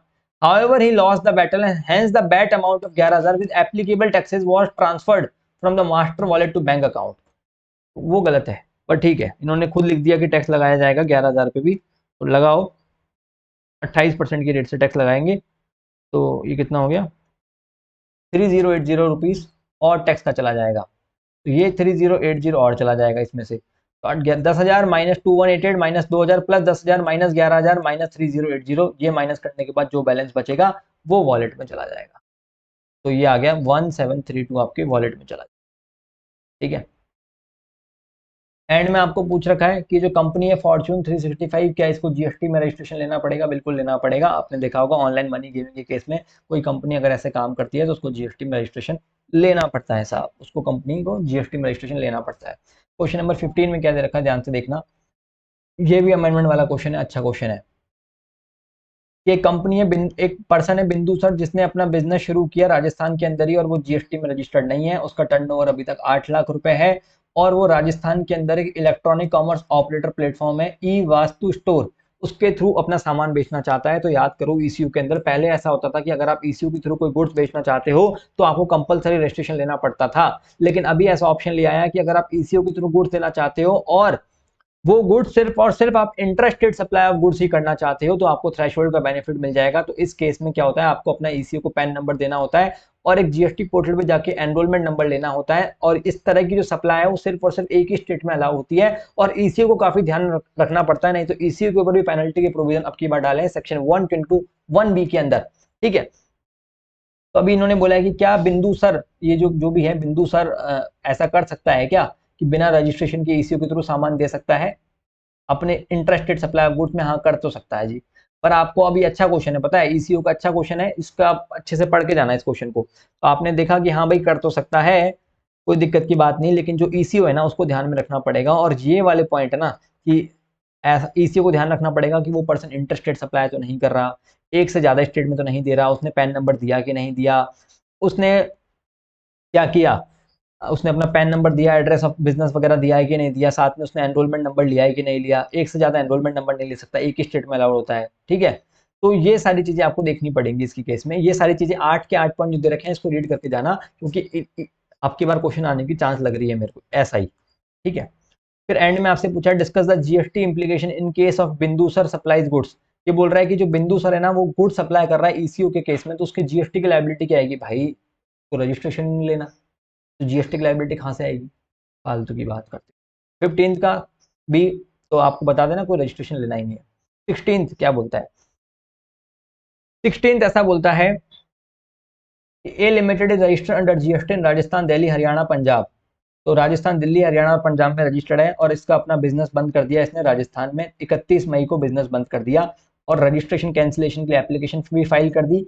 एप्लीकेशन कैंसिलेशन के लिए फाइल करी 30 जून को, बिजनेस बंद किया 31 मई को, एप्लीकेशन फाइल करी 30 जून को, और डिपार्टमेंट ने ऑर्डर दे दिया कैंसिलेशन का 31 जुलाई को। ठीक है, अभी आपको बोल रहा है कि you are required to advise A limited regarding, देखो वैसे तो रजिस्ट्रेशन सी कैटेगरी का चैप्टर है, लेकिन अभी आरटीपी वाला क्वेश्चन देख के चले जाना, और रजिस्ट्रेशन के अंदर क्यूआरएमपी स्कीम भी देख के चले जाना। अभी आपसे पूछ रहा है कि भाई बिजनेस बंद कर दिया, उसके बाद last date of filing of return क्या होती है? तो ऑर्डर ऑफ कैंसिलेशन से 3 महीने के अंदर आपको लास्ट रिटर्न भरनी पड़ती है। ऑर्डर ऑफ कैंसिलेशन आया 31 जुलाई को, 31 जुलाई से 3 महीना मतलब अगस्त, सितंबर, अक्टूबर, 31 अक्टूबर आपकी last date of filing of return होगी। सुन लो मेरी बात, ठीक है। फर्दर ए लिमिटेड, मेरे को पता है तुम लोगों ने रजिस्ट्रेशन की तैयारी अच्छे से नहीं करी, चलेगा। Further A limited was also registered as an input service distributor in Rajasthan, said registration was cancelled with, तो देखो आईएसडी हो आप, और आपको आईएसडी का रजिस्ट्रेशन कैंसिल करना है, तो उसके केस में सच ऐसा कुछ नहीं था कि आपको लास्ट डेट वगैरह क्या थी, कोई ड्यू डेट ऑफ फाइल, उस केस में कोई आपको लास्ट डेट वगैरह भरने की कोई लाइबिलिटी नहीं आती है। तो वो नॉर्मल केसेस में आती है, 31 अक्टूबर तक आपको भरनी है, और नॉर्मल केस में आपको कोई दिक्कत नहीं है, not required to furnish final return. ठीक है, सही आंसर है। आगे बढ़ते हैं। क्वेश्चन नंबर 17, क्वेश्चन नंबर 17 भी एक अमेंडमेंट के बेस पे था, अच्छी आरटीपी है, मतलब अमेंडमेंट वाली है, कुछ ज़्यादा डिफिकल्ट तो नहीं है। इसके अंदर सर्कुलर आया था, एक सर्कुलर बेसिस पे ही था ये। अब की बार का जो सर्कुलर था, सर्कुलर में ऐसा था, याद करना कि क्वेश्चन से समझते हैं चलो। एक कंपनी है Zebrex registered in Delhi, enters into a contract with Shine Limited and advertisement company Zebrex करके। वो शाइन के पास गई और बोल रही है, देखो जैब्रेक्स दिल्ली की है, जो शाइन है वो गुड़गांव की है। और उन्होंने बोला कि जैब्रेक्स ने शाइन को बोला कि हमको एक एडवर्टीजमेंट करना है, एक होर्डिंग लगाना है मरीन ड्राइव मुंबई पे, ठीक है, 3 महीने के लिए। शाइन लिमिटेड था, देखो अभी सीन क्या है, जैब्रेक्स ने शाइन को बोला हमारा एडवर्टीजमेंट कर दो मरीन ड्राइव पे। अभी शाइन गई एक और पार्टी के पास, शाइन किसके पास गई, शाइन गई सी साइड होटल के पास, शाइन गई सी साइड होटल के पास कि भैया आप हमें जगह दो, आप हमें जगह दो। तो शाइन तो बेसिकली एक एडवर्टीजमेंट कंपनी है, ठीक है। जैब्रेक्स ने शाइन को बोला आप हमारा एडवर्टीजमेंट करवाओ, शाइन के पास खुद की कोई प्रॉपर्टी नहीं है, वो गई सी शाइन के पास कि आप हमें जगह दो, ठीक है। तो सीन क्या हो गया, तो ये गई सी साइड के पास कि आप हमें जगह दे दो जिससे हम एडवर्टीजमेंट कर पाए, ठीक है। तो आपसे पूछ रहा है कि प्लेस सप्लाई की प्रोविजन बताओ। सिंपल सी बात है, देखो इसमें दो सप्लाई हो गई, जैब्रेक्स पैसा देगा शाइन को, शाइन पैसा देगा सी साइड को, जितने अमाउंट उतने प्लेस सप्लाई। जैब्रेक्स शाइन को एडवर्टीज को पैसा देगा, ठीक है। तो शाइन जैब्रेक्स को एडवर्टीजमेंट सर्विस देगा। तो एडवर्टीजमेंट सर्विस के केस में हमने देखा था कि अगर गवर्नमेंट को देते हैं तो 12 सबसेक्शन 14 लगता है, अदर देन गवर्नमेंट को देते हैं तो जनरल रूल लगता है। तो यहाँ पे 12 सबसेक्शन 2 लग जाएगा। शाइन अगर जैब्रेक्स को एडवर्टीजमेंट सर्विस दे रहा है तो इस केस में प्लेस सप्लाई जो जैब्रेक्स की लोकेशन है, location of such registered person, general rule B2B transaction है तो वही प्लेस सप्लाई मान लेंगे। तो इस केस में लोकेशन ऑफ सप्लायर तो गई दिल्ली, प्लेस सप्लाई हो गई गुड़गांव, तो आईजीएसटी लग जाएगा जैब्रेक्स और शाइन के बीच में। लेकिन शाइन ने क्या किया, सी साइड से स्पेस की सर्विस ली, तो रेंटिंग ऑफ प्रॉपर्टी की सर्विस हो गई 12 सेक्शन 3 के हिसाब से, जहां पर भी प्रॉपर्टी की लोकेशन है उसी को प्लेस सप्लाई मान लेंगे। अगर आपने वो सर्कुलर अच्छे से पढ़ रखा होगा प्लेस सप्लाई वाला, तो आप इस क्वेश्चन को कर पाएंगे, कोई दिक्कत नहीं है इस क्वेश्चन के अंदर। तो इसके अंदर दो सप्लाई हो गई, यही क्वेश्चन में लिखा हुआ है, दो सप्लाई हो गए। एक में तो 12 सबसेक्शन 2 लग गया, 12 सबसेक्शन 2 के हिसाब से प्लेस सप्लाई क्या हो गया, जैब्रेक्स की लोकेशन, रिसीवर की लोकेशन लग गई और आईजीएसटी लग गया। दूसरे केस में क्या होगा, 12 सबसेक्शन 3 लग जाएगा, प्रॉपर्टी की लोकेशन को प्लेस सप्लाई माना जाएगा, और उस केस में जो होर्डिंग की लोकेशन है, जो भी लोकेशन ऑफ इमूवेबल प्रॉपर्टी, उसी को प्लेस सप्लाई मान लेंगे, ठीक है। आगे बढ़ते हैं question number 18। Question number 18 custom valuation का एज इट इज क्वेश्चन है, जैसे अपने क्वेश्चन बैंक में क्वेश्चन था वही मैंने आपको क्या बताया था इस क्वेश्चन के अंदर, याद करो कि मैं नहीं करा रहा इस क्वेश्चन, कराना है क्या, बहुत ही बेसिक क्वेश्चन है। इसके अंदर वो 20% ऑफ एफओबी वाला कॉन्सेप्ट लग रहा था ना, वो प्रेजेंटेशन कैसे करनी थी इस क्वेश्चन की, समझ रहे हो। 8,000 रुपीज इसकी प्राइस थी, फिर ये 500 रुपीज का अमाउंट था, और इसने किससे इंपोर्ट किया था, एयर से इंपोर्ट किया था। तो अपन ने क्या बोला था, एफओबी वैल्यू कितनी हो गई, 9,000 हो गई। एफओबी वैल्यू क्या होता है, उनके पोर्ट तक का अमाउंट, 9,000 रुपीज एफओबी वैल्यू हो गई। उसका 20% कितना हो गया, 1,800 रुपए, लेकिन 20% के अंदर ये दोनों अमाउंट भी इंक्लूडेड रहेंगे। तो हमको प्रेजेंटेशन कैसे करनी थी, 8,000 प्लस 1,800, समझ में आ रहा तो लाइक मार दो फटाफट, ठीक है। रिकॉल हो रहा होगा तो अच्छी सी स्माइल आ गई होगी फेस पे, ठीक है। और बड़ा बेसिक सा क्वेश्चन था, डिक्टो रिपीटेड क्वेश्चन है, कुछ है ही नहीं इस क्वेश्चन के अंदर। क्वेश्चन नंबर 19 क्या बोलता है, 19 भी देखो किस तरह का क्वेश्चन है 19। अगर आप कोई मशीन को, सपोज करो मैंने कोई मशीन इंपोर्ट करी थी, उस पर कस्टम ड्यूटी दी थी, अभी वो मशीन मेरी खराब हो गई, मैंने वापस से एक्सपोर्ट करा, फिर वापस से उसको री इम्पोर्ट करा रिपेयर करवा के। तो डिपार्टमेंट ने कहा था कि भाई सेम मशीन पे दो दो बार कस्टम ड्यूटी नहीं लगेंगे, तो जो फेयर कॉस्ट रिपेयर होगी और आने जाने का भाड़ा होगा ना, उस पर हम आपसे कस्टम ड्यूटी ले लेंगे। तो इस क्वेश्चन में बोल रहा है कि fair cost of repair 5 lakh रुपए, और रिपेयर में जो मटेरियल लगा वो 10 लाख रुपए। तो फेयर कॉस्ट ऑफ रिपेयर में भाई लेबर और मटेरियल दोनों आ जाता है, राइट। तो fair cost of repair 10 lakh रुपए प्लस 5 लाख, 15 लाख रुपए हो गए, और आने जाने का भाड़ा है 5 लाख, तो 20 लाख रुपए पे आपको जीएसटी देना पड़ेगा। This is the question, question number 19। अगर आप इसको 1 सेकंड के लिए पॉज करके भी रीड करोगे तो 2 मिनट में सीख जाओगे। तो कितना हो गया, 20 लाख, और फिर उस पर बीसीडी और ये आपको देना पड़ेगा, नॉर्मल सा क्वेश्चन। क्वेश्चन नंबर 20 क्या बोलता है, अच्छा क्वेश्चन है, आ सकता है, बहुत ही बेसिक सा क्वेश्चन है एफटीपी का, कि जो स्टेटस होल्डर ना 1 star 2 star 3 star 4 star 5 star जो मिलते हैं डिपेंडिंग अपॉन द टर्नओवर, उनके क्या बेनिफिट होते हैं। तो बहुत सारे बेनिफिट होते हैं कि आपके सियोन नॉर्म फिक्स हो जाते हैं 60 डेज में, सेल्फ डिक्लेरेशन बेसिस पे आपको इंपोर्ट एक्सपोर्ट की परमिशन मिल जाती है। थ्योरेटिकल क्वेश्चन है, रीड करोगे आप समझ जाओगे, अच्छा क्वेश्चन है। तो आरटीपी इतना ही था, ज़्यादा डिटेल में नहीं जाना, बहुत है, मतलब अपन गए जहाँ पे अपन को जाना था, जहाँ काम कर अपन ने देखा। तो thank you so much and to like this video, to subscribe. और भी मेरे कल जैसे मेरा एक वीडियो आएगा जिसके अंदर मैं सारा important concepts, questions, amendment, circulars, इनका एक काइंड ऑफ रिवीजन मैराथन बोल लो, कुछ भी बोल लो, 5 से 6 घंटे के अंदर करवाऊंगा। देखिएगा जरूर, ठीक है। चलिए, thank you so much, bye, all the best.